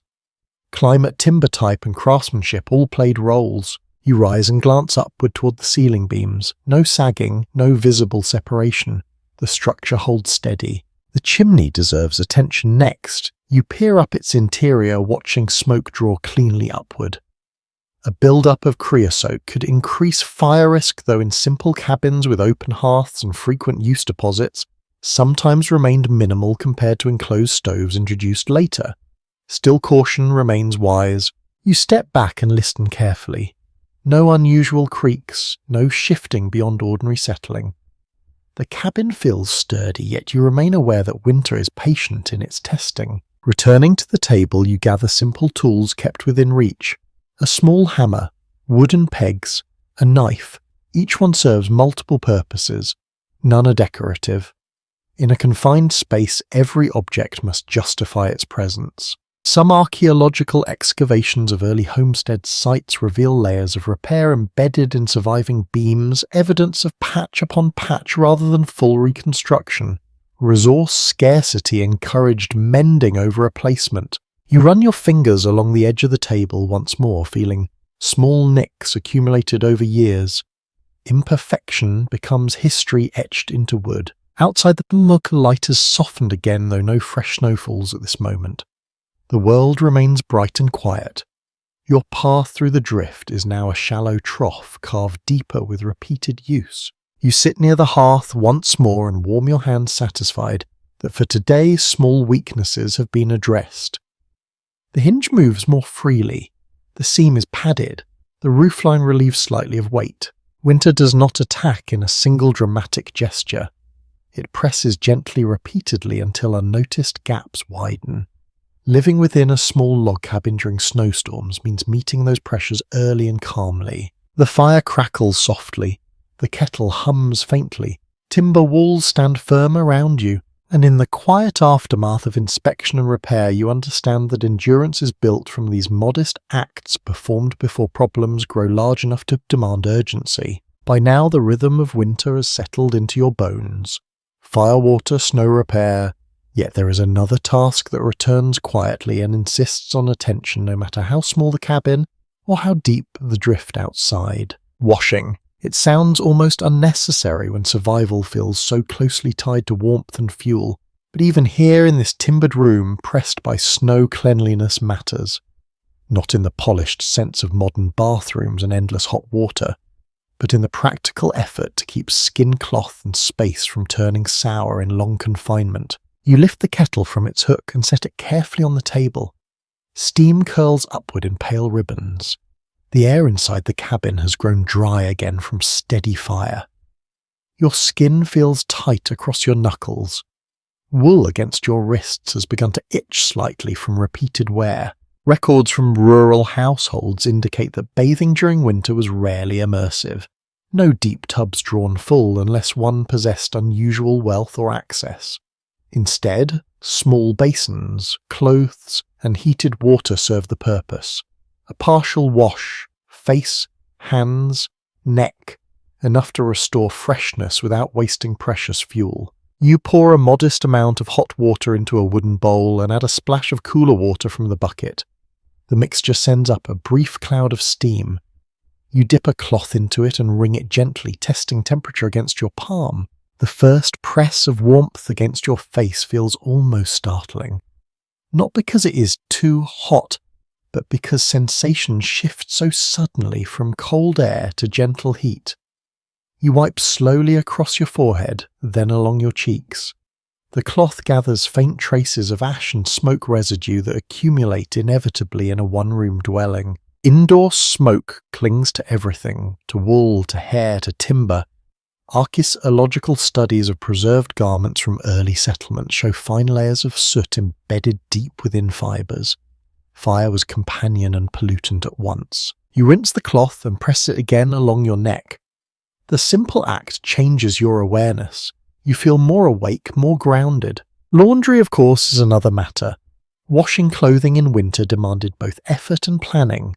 Large wash days often waited for slightly milder spells when water could be heated in greater quantity.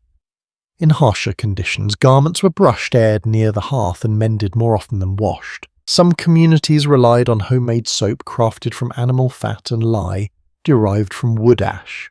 The process required care and patience. It was widely practiced in rural areas, though quality varied depending on ingredients and technique. Soap that was too harsh could irritate skin already cracked from cold. You glance towards your sleeves and notice a faint sheen of wear near the cuff. Fabric carries the story of repeated use. Instead of washing immediately, you reach for a small brush made from bundled fibres and sweep it gently along the wool. Dust lifts, then settles toward the floor where it can be swept later.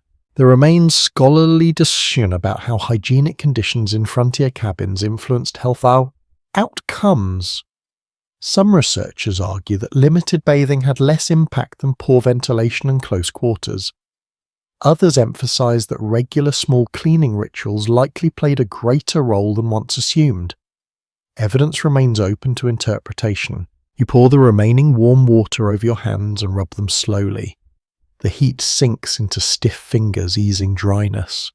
Afterward, you apply a small amount of rendered fat kept in a covered dish. It melts against your skin, forming a protective layer. Many households relied on such simple salves during winter months to prevent cracking. The basin water, now cooled slightly, must not be wasted. You carry it carefully to the door and toss it outside, where it vanishes instantly into the snow, freezing in a thin translucent sheet. Returning inside, you sweep lightly near the hearth, gathering ash and stray fibres into a small pile. Cleanliness here is not decorative. It reduces fire risk, it limits dampness. It keeps rodents from lingering too comfortably. Snow outside remains bright and undisturbed. The silence persists.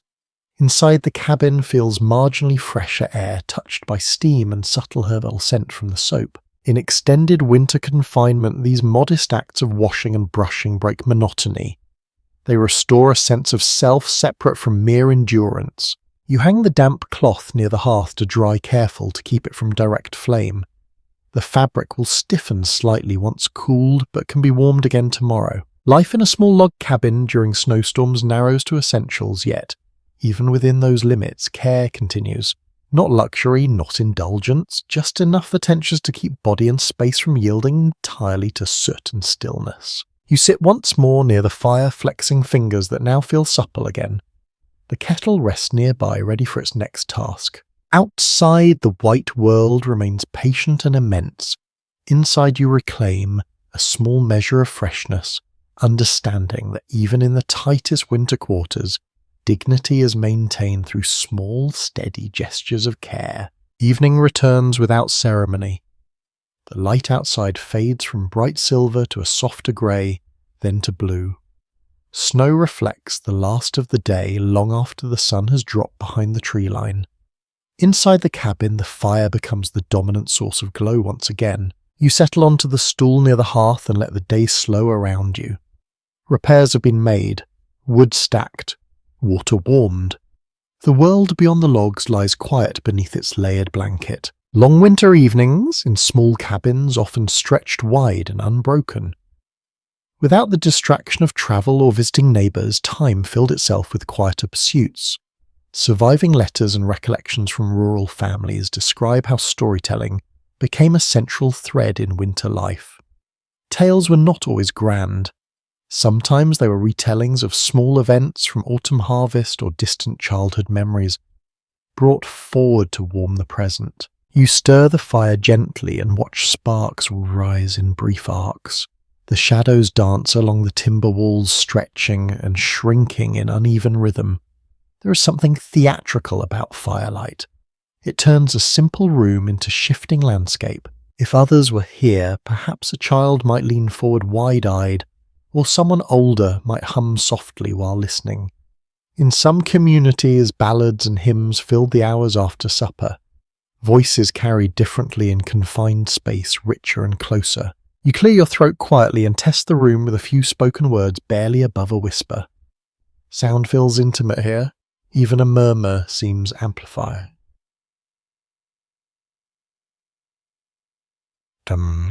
There were collections of folktales carried westward by settlers' stories shaped by European roots and altered by new landscapes. Accounts from the era note that these narratives often blended cautionary lessons with humour. They offered entertainment, but also instruction reinforcing values of thrift, courage, and cleverness. You imagine telling such a tale, now your voice low and steady against the crackle of flame. Perhaps a story of a traveller caught in a snowstorm who found shelter at the last moment. Perhaps a humorous anecdote about a stubborn mule refusing to step through a drift. In some isolated settlements, simple games were carved from wood to pass time. Checkers, boards scratched into tabletops, dice whittled from bone. Evidence recovered from frontier sites occasionally reveals such artifacts, suggesting that leisure found space even in hardship. You lean back and close your eyes briefly, allowing the imagination to build a story within the warm circle of firelight. The storm has softened the outside world into quiet backdrop. Inside memory and creativity fill the room. Scholars examining oral traditions often emphasize how winter confinement strengthened storytelling practices. Without written entertainment readily available, spoken word carried history forward. Yet interpretations differ on how widespread these traditions were in every household. Some may have relied more on silent tasks than spoken tales. You reach toward the shelf and take down a small object, perhaps a carved wooden spoon with subtle markings along its handle. Such simple carvings sometimes held symbolic meaning, or were shaped absent-mindedly during long evenings. Crafting by firelight offered both utility and focus. You turn the spoon slowly in your hand, studying the shallow grooves worn smooth by years of use. Wood absorbs warmth readily near the hearth, becoming almost soft beneath your fingers. The cabin hums gently with contained lithium. Outside, snow continues its quiet vigil. Inside, time stretches no longer hurried. You think about how modern evenings often rush past under artificial light and noise. Here, darkness sets a natural boundary. When fire burns low, night deepens fully. There is no extending it indefinitely without cost. You add a small log to the hearth and watch flame gather around it. The story forming in your mind grows steadier. Perhaps you speak it aloud, perhaps you simply let it unfold. Fold silently. Either way, the act of imagining shifts the mood of the room. The cabin no longer feels solely a place of endurance. It becomes a place of narrative where events of past seasons are reshaped and retold. In some rural families, elders used winter evenings to pass down practical knowledge disguised as story. Lessons about tracking animals, recognizing weather shifts, or preserving. Food often arrive wrapped in anecdote. You glance toward the door once more, listening. No new wind presses against it. The world remains still. The firelight flickers across the rafters overhead, casting long shadows that resemble tree branches.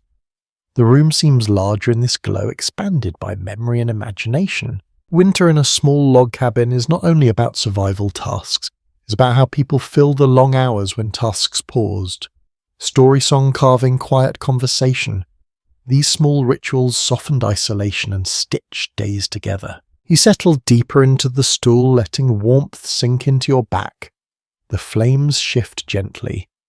Outside, the snow reflects faint moonlight, now rising unseen behind clouds. Inside, you remain within a modest circle of light where voice, memory, and fire mingle softly against the hush of the long winter night. When the stories fade and the fire settles into its steady glow, your attention drifts toward the quiet company of tools. They hang along the wall on simple wooden pegs, each shaped by hand, each worn smooth by repeated use. In a cabin, these small tools are never stored far from reach. They are part of the room's structure, as essential as the hearth. You rise and step toward them, studying their outlines in firelight. An axe with a darkened handle, a small hammer, a draw knife, a wooden mallet, ironwood rope, nothing ornamental, everything necessary. Household inventories from rural settlements often list tools before furniture, a subtle reminder of priorities. A table could be fashioned from rough boards quickly. A good axe properly forged required skill and expense. Without it, wood could not be split logs, not shaped repairs not made. You take the axe down from its peg and run your thumb lightly along the blade's edge, not touching the sharpest point but feeling its presence. It is slightly dulled from steady work. Tomorrow perhaps you will sharpen it near the hearth, turning maintenance into another quiet ritual. In early homesteads, tools often served multiple roles. The same knife that sliced salt pork might trim kindling or shape a peg for tightening chinking. Objects did not specialise as they do in modern kitchens and workshops. They adapted as needed. You set the axe carefully on the table and lift the hammer next. Its handle bears small dents from years of gripping. The iron head shows faint rust near the base, though it remains sturdy. During prolonged winters, metal could grow brittle in extreme cold. Craftsmen understood this and worked deliberately avoiding sudden force when temperatures dropped sharply. Some archaeological finds from frontier sites reveal broken tool heads discarded near cabin foundations, silent evidence of strain. Such discoveries have led researchers to explore how often repairs outpaced replacement in remote areas. Transporting new tools through heavy snow was rarely convenient. You return the hammers to its peg and reach for a coil of rope hanging nearby. Fibres feel stiff in winter, especially if exposed to moisture. Rope secured doors fastened bundles of wood, hung food away from rodents. It might even assist in hauling sleds across packed snow if conditions allowed. You flex the rope gently between your hands, ensuring it is not frayed unnoticed. Small frays can grow quickly under strain. Maintenance here prevents larger setbacks later. The cabin seems to watch quietly as you inspect each object. The draw knife rests near the window, its blade curves slightly for shaping wood. With it, logs could be smoothed pegs, carved handles refined. Many cabins bore marks left by such tools, visible even years later as faint grooves along beams. In some regions, families kept tools indoors during the winter, not merely for convenience, but to protect them from moisture and theft. Iron left exposed to snow could corrode rapidly. Security, though rarely dramatic, remained practical. You sit at the table and examine a small wooden peg recently carved to reinforce a loose board near the floor. Its edges are uneven but functional. The act of carving such pieces during spare moments prevented greater instability later. There is discussion among historians about the extent to which self-sufficiency defined early cabin life. Some emphasize communal exchange of tools and labour. Others highlight the pride many settlers took in maintaining their own equipment. Evidence supports both perspectives depending on region and era. You reach for a whetstone resting near the hearth and dampen it lightly. The axe blade meets its surface with a soft, rhythmic scrape. Back and forth, patient and measured. The sound blends with the crackle of fire, almost meditative. Sharpening tools by firelight requires steady hands and focus. You adjust your angle slightly, ensuring even pressure. Tiny flecks of metal gather along the stone's edge. The blade begins to gleam more cleanly. Outside, the snow remains undisturbed. The path you carved earlier stands firm beneath a thin crust. The world beyond continues its quiet watch. You pause and hold the axe up toward the firelight. The edge reflects a narrow band of orange glow. Satisfied, you wipe it clean with a scrap of cloth and return it to its peg. Tools in a small log cabin are not decorative possessions. They are extensions of intention. Each one represents foresight, preparation, and resilience. You return to the stool near the hearth and let your gaze sweep once more across the hanging silhouettes. Their presence is reassuring. They promise capability. Winter may press against timber walls with snow and silence, but inside readiness hangs within reach of your hand. As evening deepens, again you become more aware of the air itself. Not the wind outside, not the hush of snow, but the atmosphere within the cabin. It carries a faint haze barely visible until you look toward the rafters where firelight reveals it in soft layers. Smoke never disappears entirely. It lingers, threads of it weaving upward, before settling back down in diluted form. You shift slightly on the stool and inhale slowly. The scent is familiar now. Wood resin, ash, faint tallow from the candle earlier. It is not unpleasant, but it is constant. In many early cabins, the chimney was a simple stone or clay structure built by hand, sometimes with imperfect drafting. Contemporary descriptions from rural settlements mention that smoke often moved unpredictably depending on wind direction and temperature differences. A shift in pressure could cause it to roll back into the room briefly before correcting itself. You glance toward the chimney opening and watch the smoke stream upward in thin ribbons. Tonight it draws cleanly. Yet the air inside still holds residue from countless fires. Modern analysis of preserved cabin interiors has revealed darkened beams and soot layered deeply into wood grain. That darkening was not aesthetic choice. It was accumulation.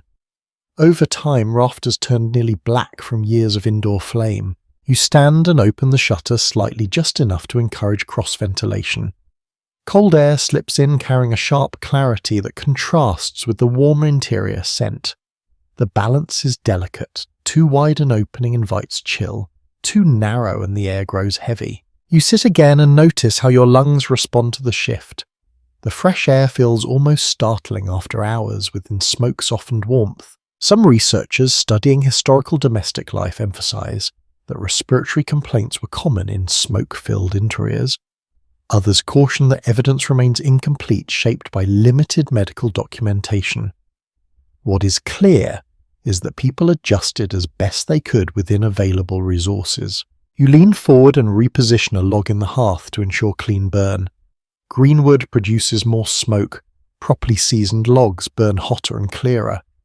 Records from timber-rich regions show that households often stacked wood for months before winter specifically to allow it to dry thoroughly. The fire responds with a steadier flame, less sputtering now.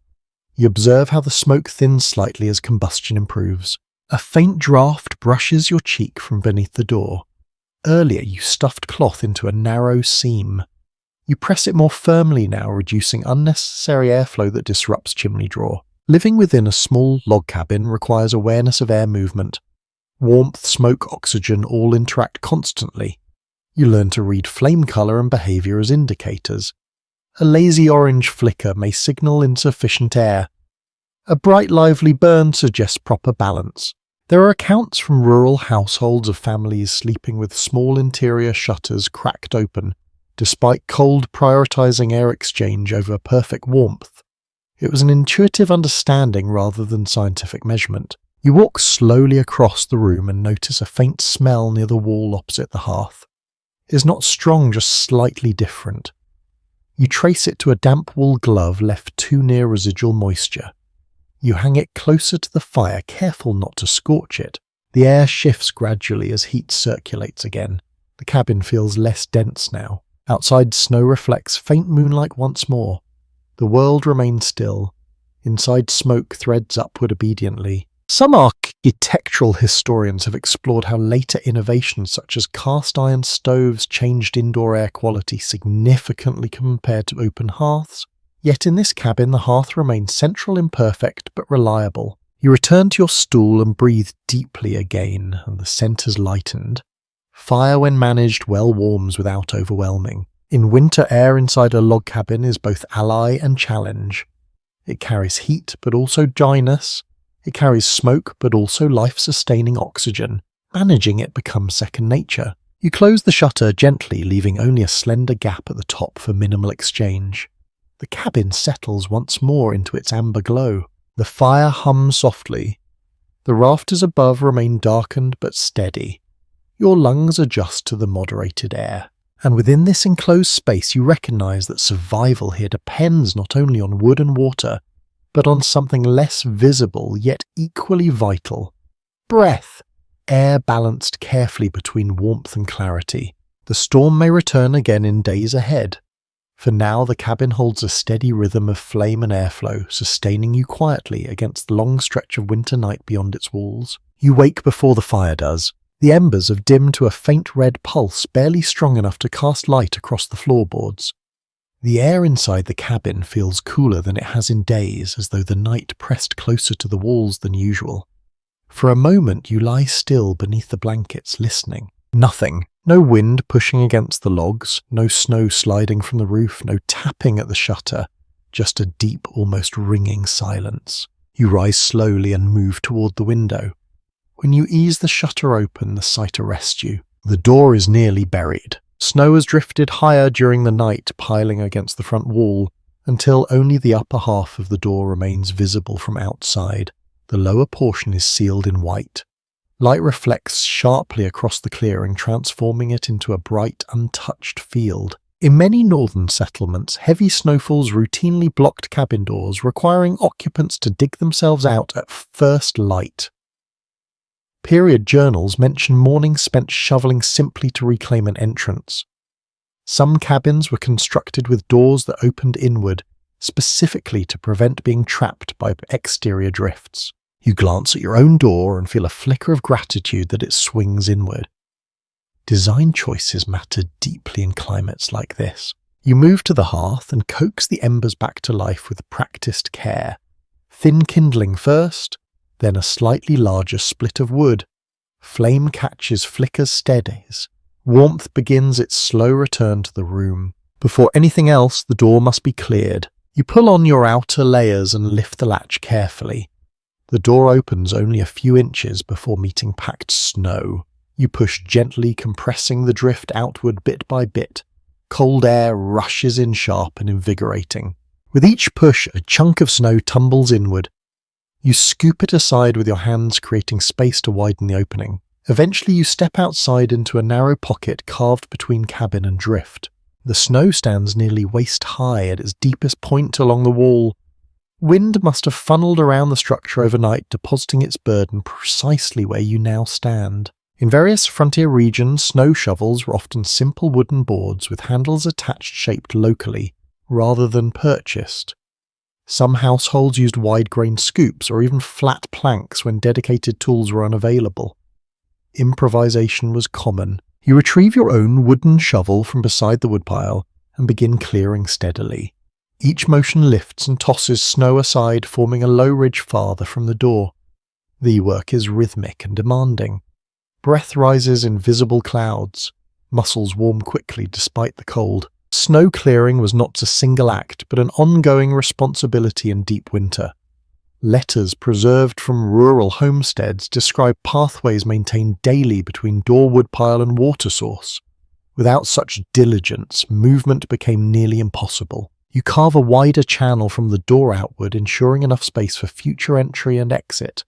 The path deepens with each shovel stroke, walls of white rising on either side like narrow corridors. As you work, you pause briefly to look across the clearing. The world feels expansive yet contained by drifts. No tracks cross its surface today. Even yesterday's fox prints have vanished beneath new accumulation. There is something almost reverent in the silence following such snowfall.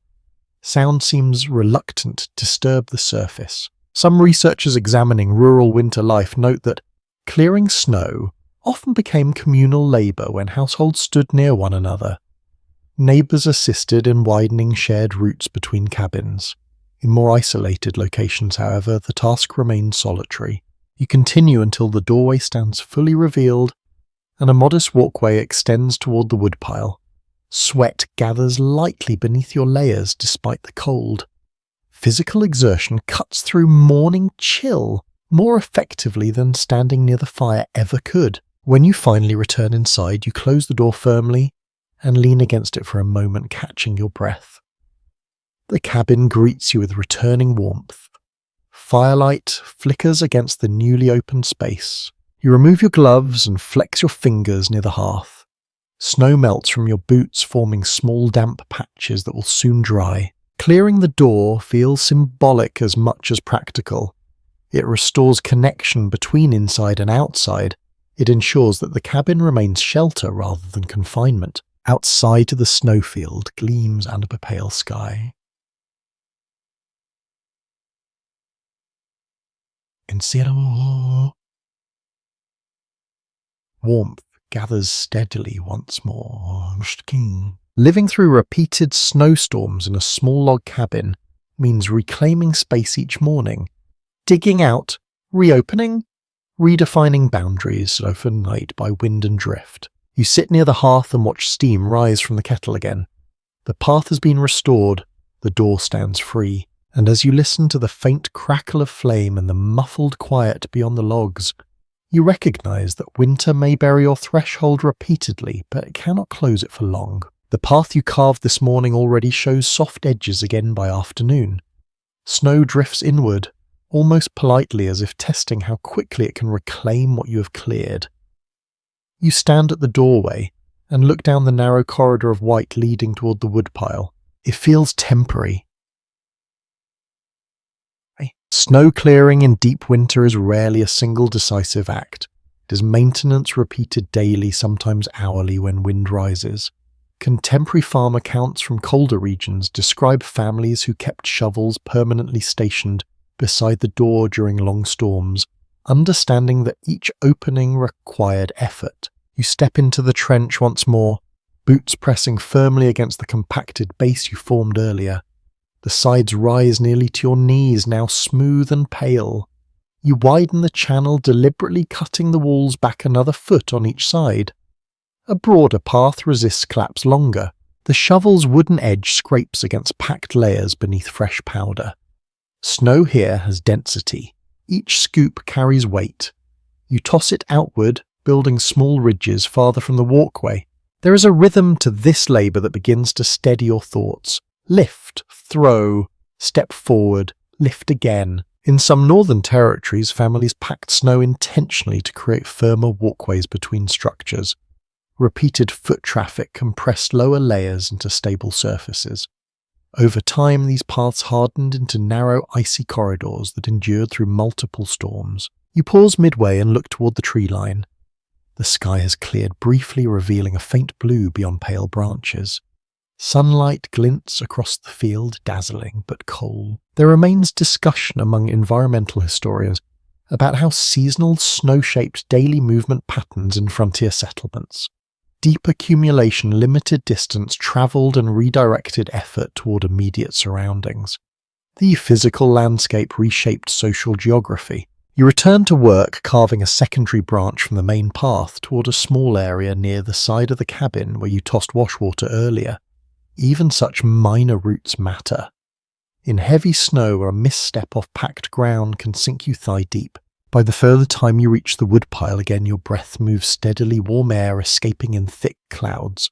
You pause to brush fresh accumulation from stacked logs, ensuring they remain dry beneath their simple covering. Wood must remain accessible without struggle.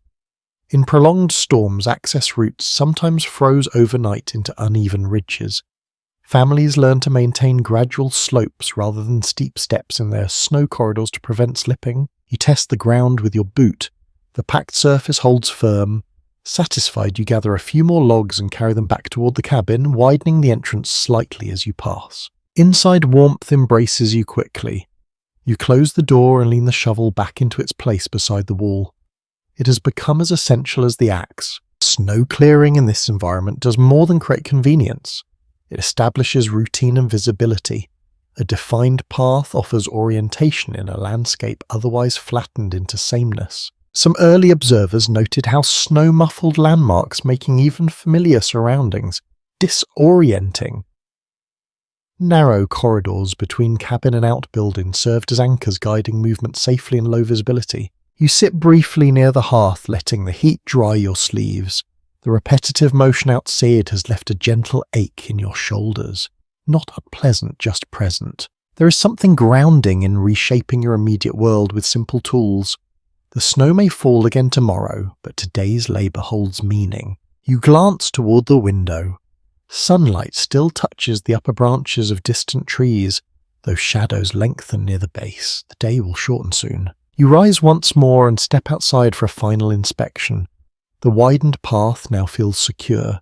Its walls stand firm. Footprints mark the compacted base clearly. The clearing remains vast and silent beyond your narrow route. No neighbour appears on the horizon.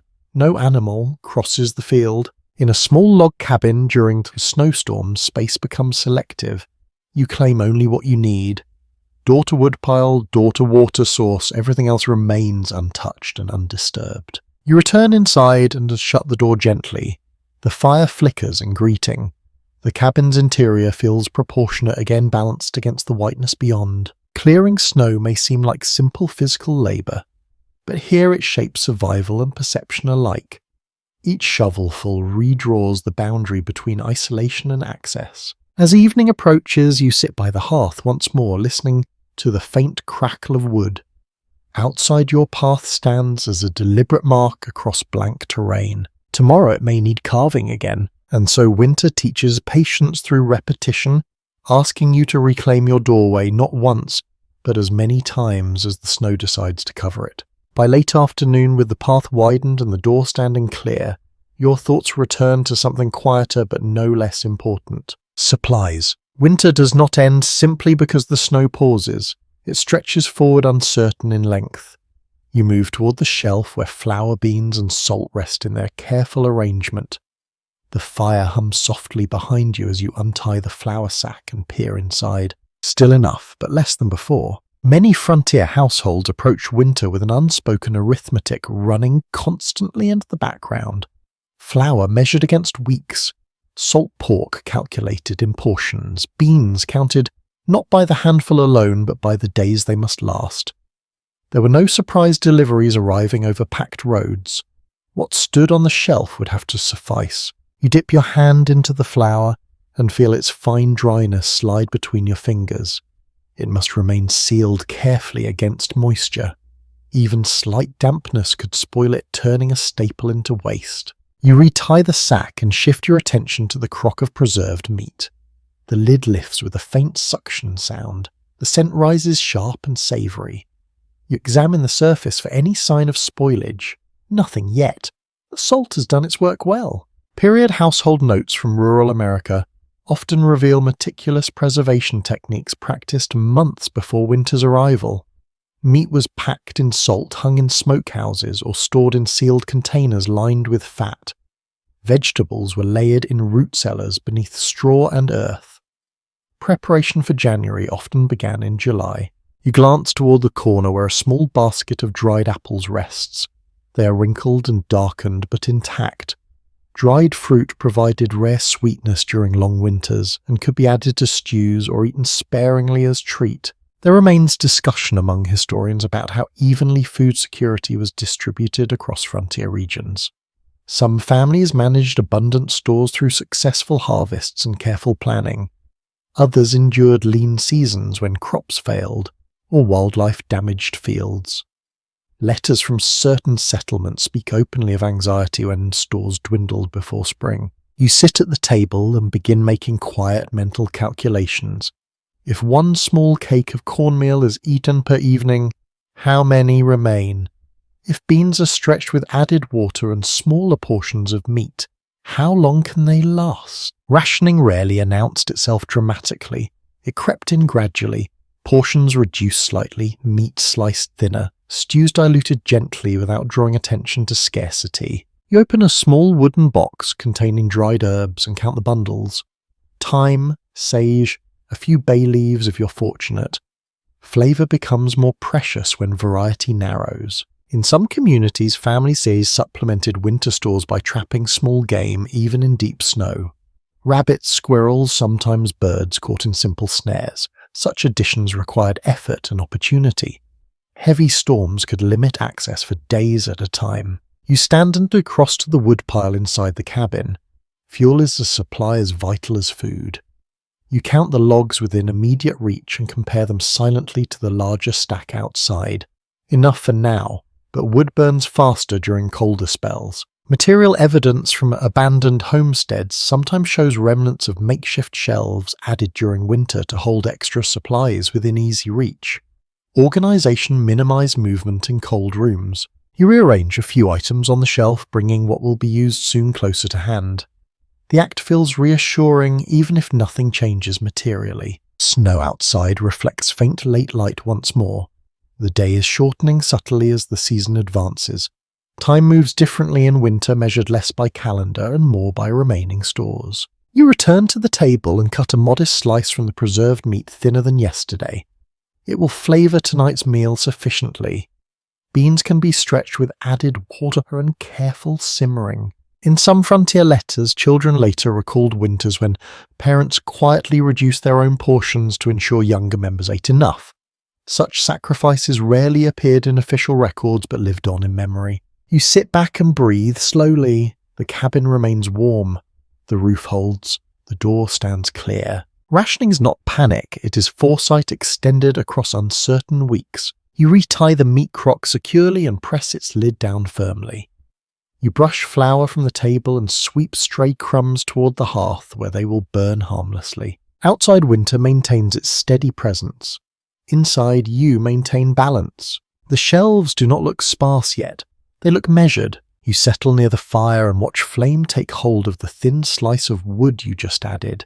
Heat radiates gently across the room. In a small log cabin during snowstorms, abundance is not measured in excess but in adequacy. Enough flour, enough salt, enough wood. And tonight, as you sit within timber walls and listen to the quiet beyond, you understand that survival here rests not on dramatic abundance, but on careful distribution of what already stands within reach. The shelves are tied closed again. The crock is sealed. The flour sack rests where it belongs. With supplies measured and returned to their places, a quieter absence begins to make itself known. Communication. You sit at the table and run your fingers across its surface, tracing faint grooves left by years of use. Somewhere beyond this clearing, beyond the forest now muted under snow, other cabins hold other fires. Other people rise and bank embers measure flour-clear doorways. Yet you do not hear them. In many frontier settlements, winter travel slowed correspondence to a near halt. Letters that might take days in fair weather could require weeks once snow deepened. Roads disappeared beneath drifts. Rivers froze unpredictably. Messengers waited for clearer conditions. You open a small wooden box near the table to remove a folded scrap of paper. It may be blank, or perhaps it bears a half-written note begun days earlier. Ink in winter thickens quickly in the cold, pens stiffen. Writing requires warmth and patience. You imagine composing a letter now. The nib scratches faintly against paper as you test it. The fire crackles nearby, providing enough heat to keep ink flowing.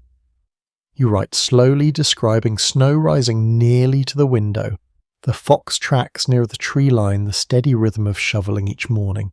There is something grounding in describing your small world to someone unseen. Historical records show that winter letters often contained practical details rather than dramatic reflections. Reports of fuel levels, livestock condition, and crop stores filled lines that modern readers might find ordinary. Yet within those ordinary details lay reassurance. I am here, the cabin stands, we endure. You pause and lift your eyes toward the shuttered window. The world outside remains bright and distant. You wonder how many miles lie between this cabin and the nearest post road. In some regions, mail delivery ceased entirely during severe winters. In others, hardy riders travelled on sledges or snowshoes when conditions allowed. There remains debate among historians about how connected remote households truly felt during these months. Some argue that winter isolation was profound and disorienting. Others note that many families grew accustomed to seasonal quiet, viewing it as predictable rather than alarming. You continue writing, though you know the letter may sit on the shelf for days before conditions allow it to travel. The act itself feels important, even if delivery is uncertain. You describe the steady fire, the careful rationing of beans, the widened path carved through drifts.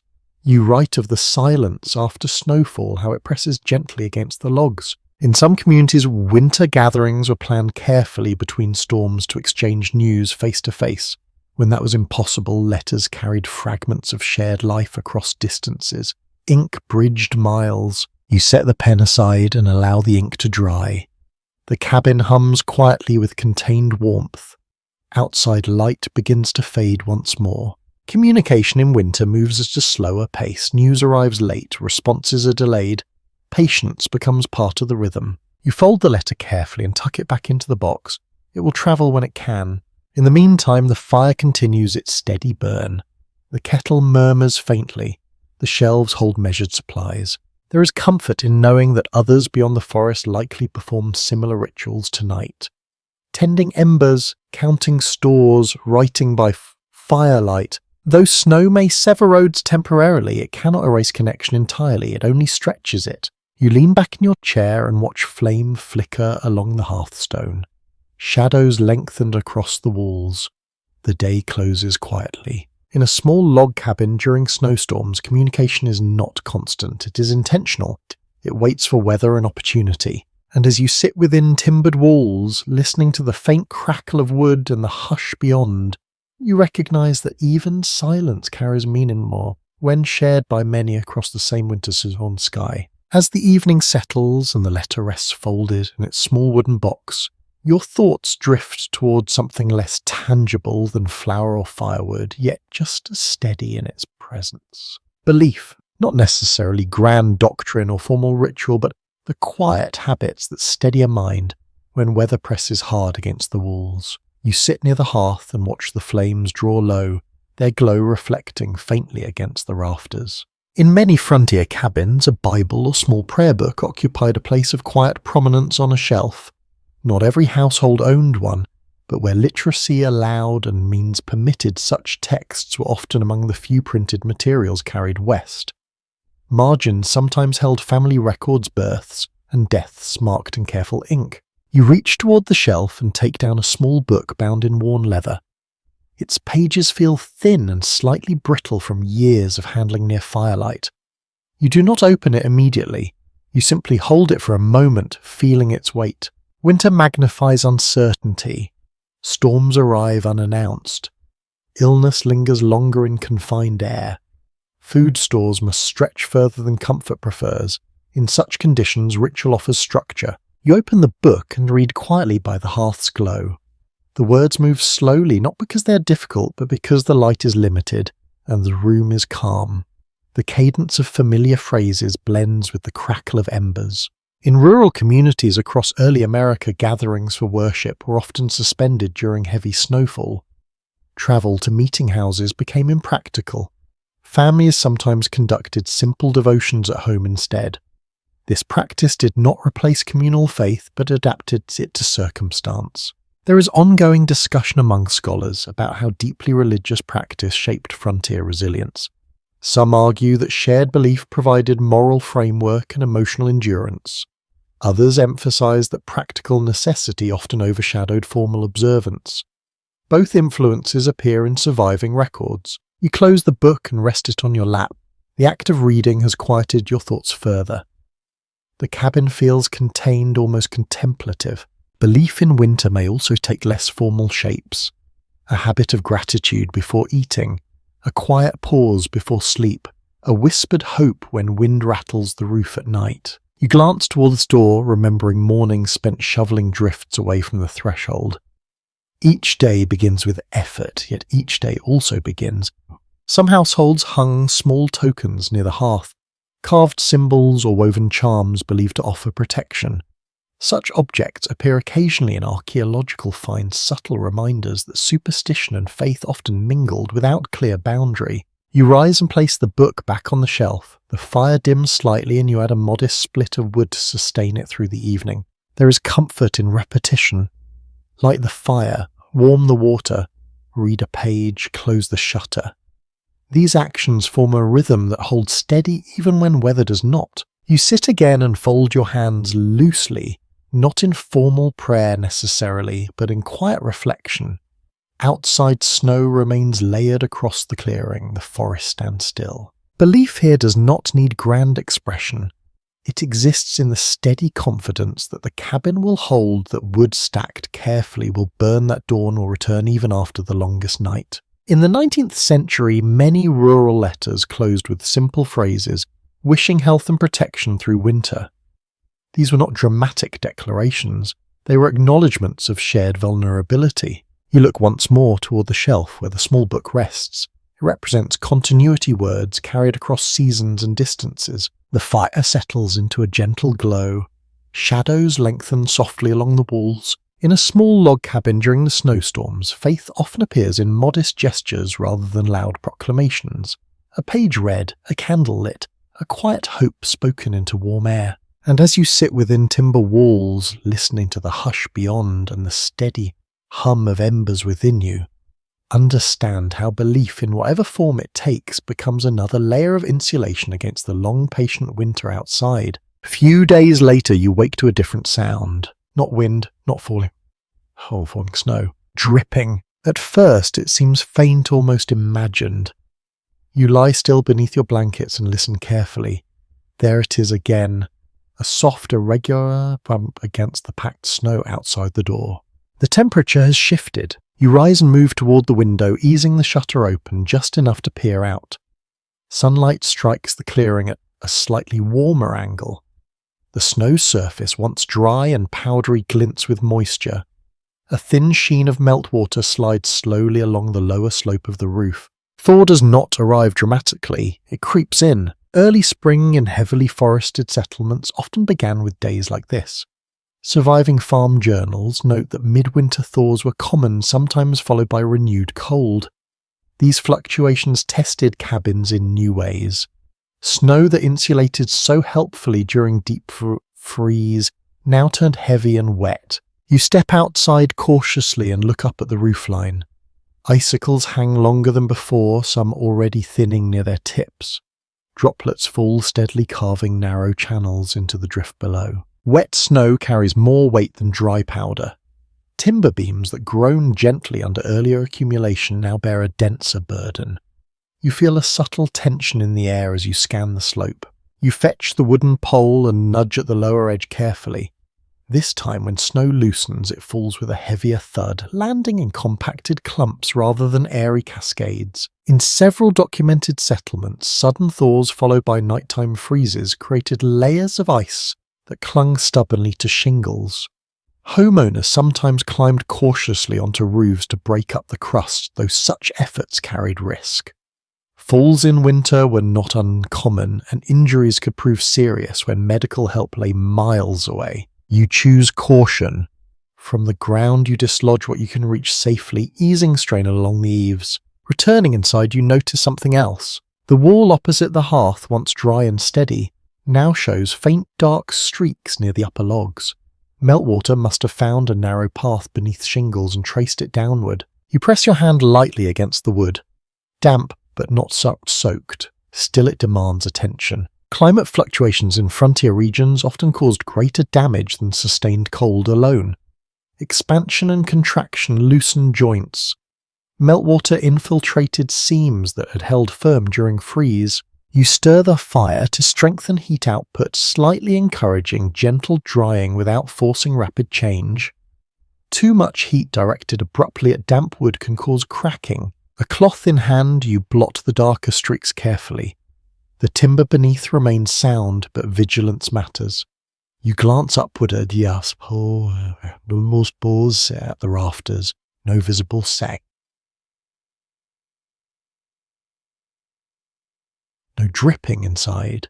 There has been considerable examination among architectural historians regarding how well early log cabins managed seasonal thaw cycles. Some evidence suggests that cabins built with slightly extended eaves shed water more effectively. Others indicate that simple overhangs often proved insufficient during prolonged melt. You move to the door and open it once more. The path you carved days earlier now shows shallow puddling where meltwater has begun pooling atop packed snow. By evening, if temperatures drop again, this surface will freeze into slick ice. You take the shovel and scatter a thin layer of ash along the wet spots. The dark powder absorbs moisture and improves traction when ice forms. Ash served many purposes in winter, and this quiet use may be one of the simplest. Inside the cabin smells faintly different now. Damp wood carries a subtle earthy scent distinct from dry timber. It is not unpleasant, but it signals or changes. The thaw also alters sound. Dripping water creates gentle rhythm outside, breaking the silence that snow once imposed. The forest feels alive in a new way, of branches releasing their burden with soft, irregular slides. You sit near the hearth and watch steam rise more quickly from the kettle. The air feels slightly less brittle, easier to breathe. Yet thaw brings its own challenges. Wet clothing dries more slowly. Mud may soon replace clean snow. Travel becomes unpredictable as crusted surfaces shift underfoot. Letters preserved from late winter months sometimes describe frustration with these in-between days. Not fully frozen, not fully free, cabins endured strain until ground settled again. You lean back and listen to the steady drip beyond the walls.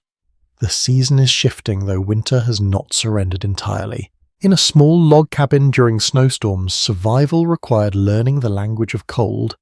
Now you begin to understand the dialect of Thaw. Snow that once cushioned the lower logs now recedes slightly, revealing edges of timber again. The clearing shows faint depressions where drifts sink. You rise once more to inspect the damp wall, satisfied that no further moisture seeps inward.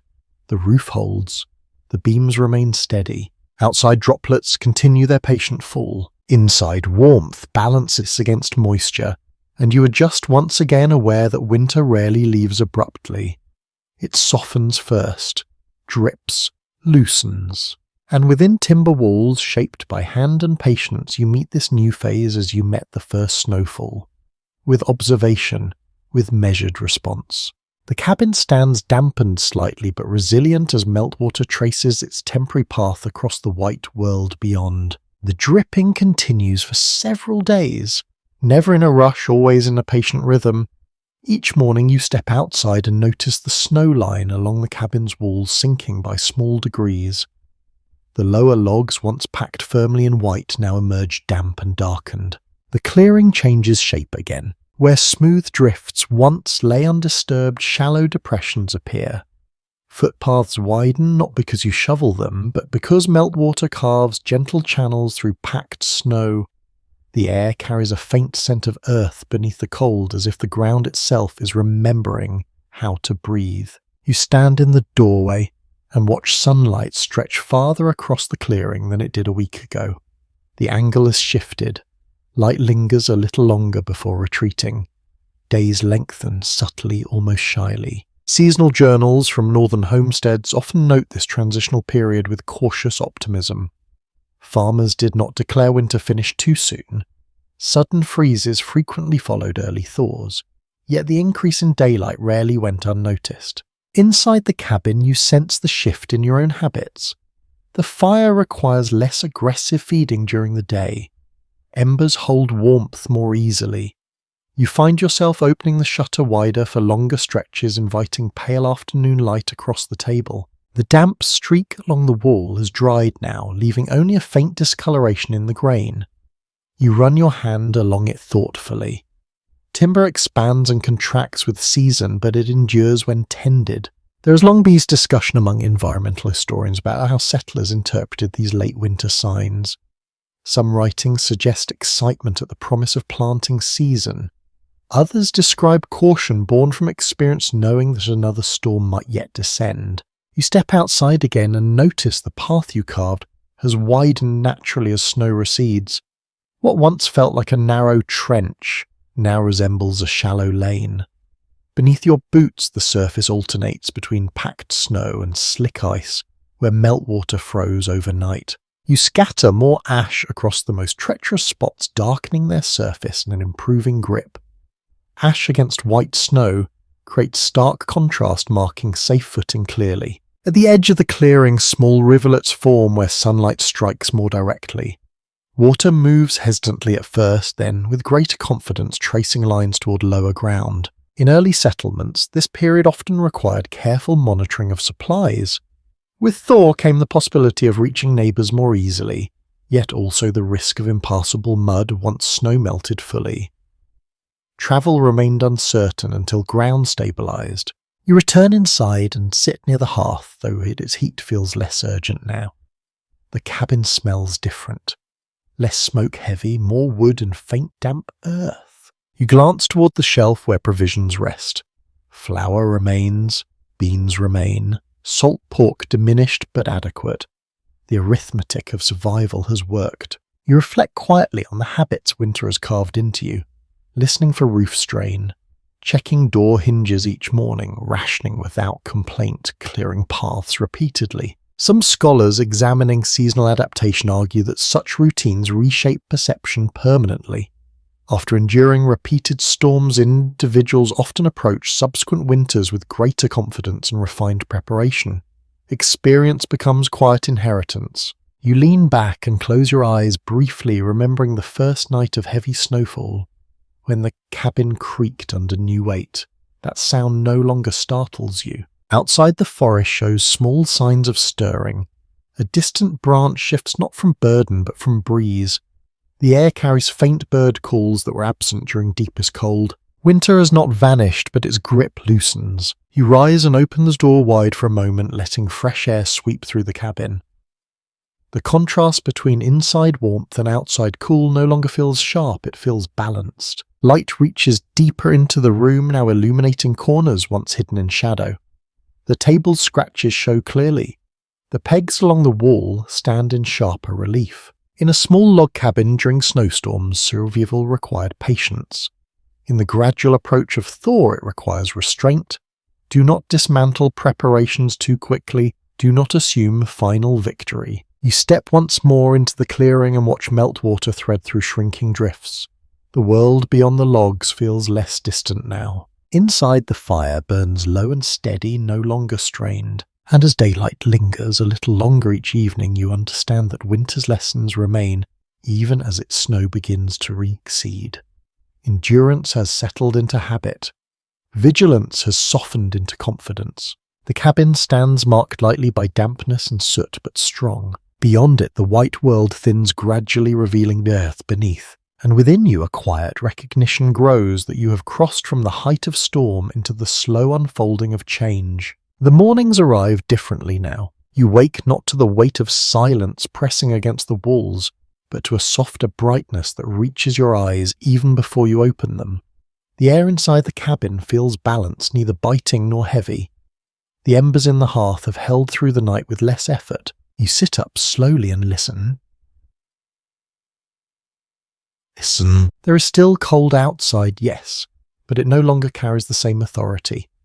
Snow remains in shaded corners of the clearing, yet along the southern edge near the tree line, dark patches of earth show through, like quiet signatures. You rise and open the shutter wide. Sunlight pours into the cabin without resistance. It spills across the table, touches the pegs.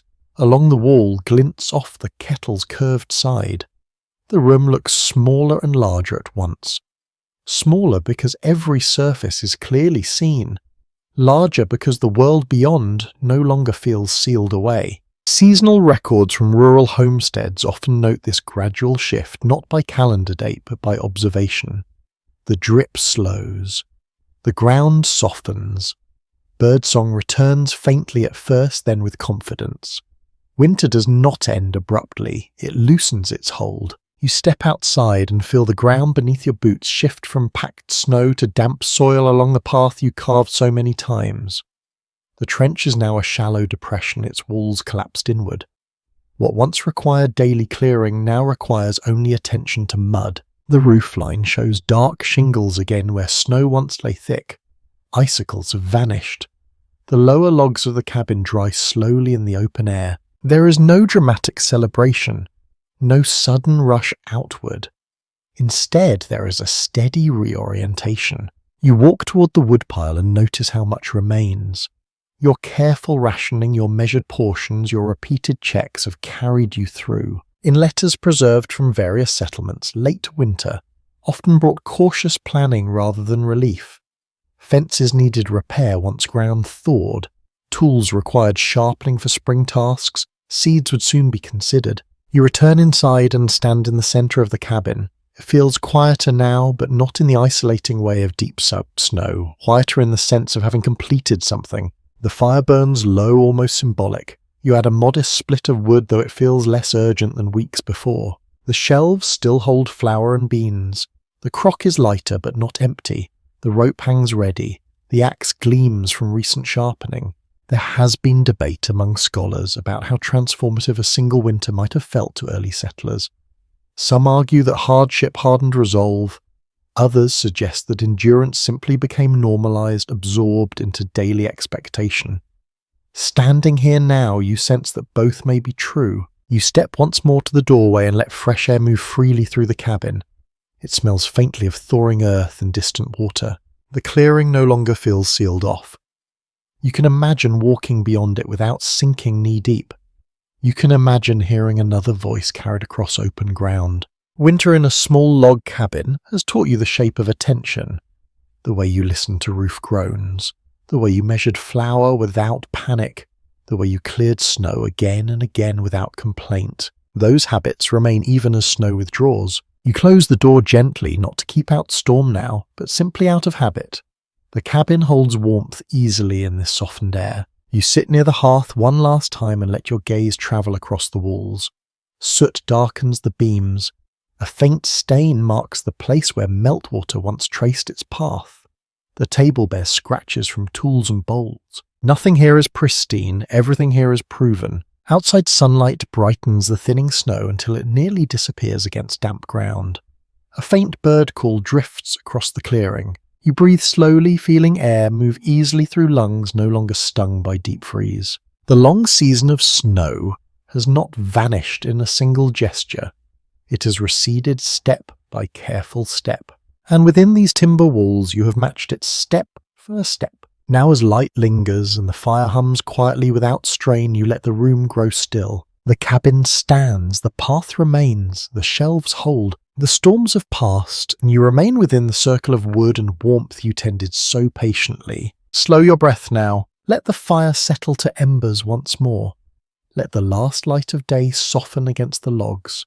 Let the clearing rest under the gentle hush of retreating snow. You are warm, you're steady, you are sheltered. And as evening stretches gently across the thawing ground, the cabin exhales with you. Now let the pacing soften even further. The light beyond the window grows pale and tender, no longer sharp against snow but diffused through air that carries the faint scent of damp earth. The roof above you does not creak tonight. It rests. The walls no longer brace against wind. They simply stand. You sit near the hearth and feel warmth not as defense but as comfort. The embers glow quietly, no longer fighting cold, just existing in their own steady rhythm. The kettle hums softly. The air moves easily. Outside the last patches of snow without protest. Water slips quietly through soil. Somewhere beyond the trees a small stream swells and finds its course again. Inside the table waits without urgency. The tools hang undisturbed. The blankets lie folded, no longer required in heavy layers. You breathe in slowly, and this time the air does not sting. Winter taught you patience. It taught you how to listen to wood and wind. It taught you how to measure flame and flower with steady hands. And now, as the season loosens its hold, you carry those lessons quietly within you. There is no need to rush forward. No need to anticipate what comes next. For now, simply rest in this gentle pause between storm and full spring. The cabin is calm. The clearing is quiet. The long night has passed into softer light, so let your breathing grow slow and even. Let the fire dim to its faintest glow. Let the room blur at the edges as warmth settles into stillness. You're safe within these walls, and the snow at last is fading. Sweet dreams, sweet dreams.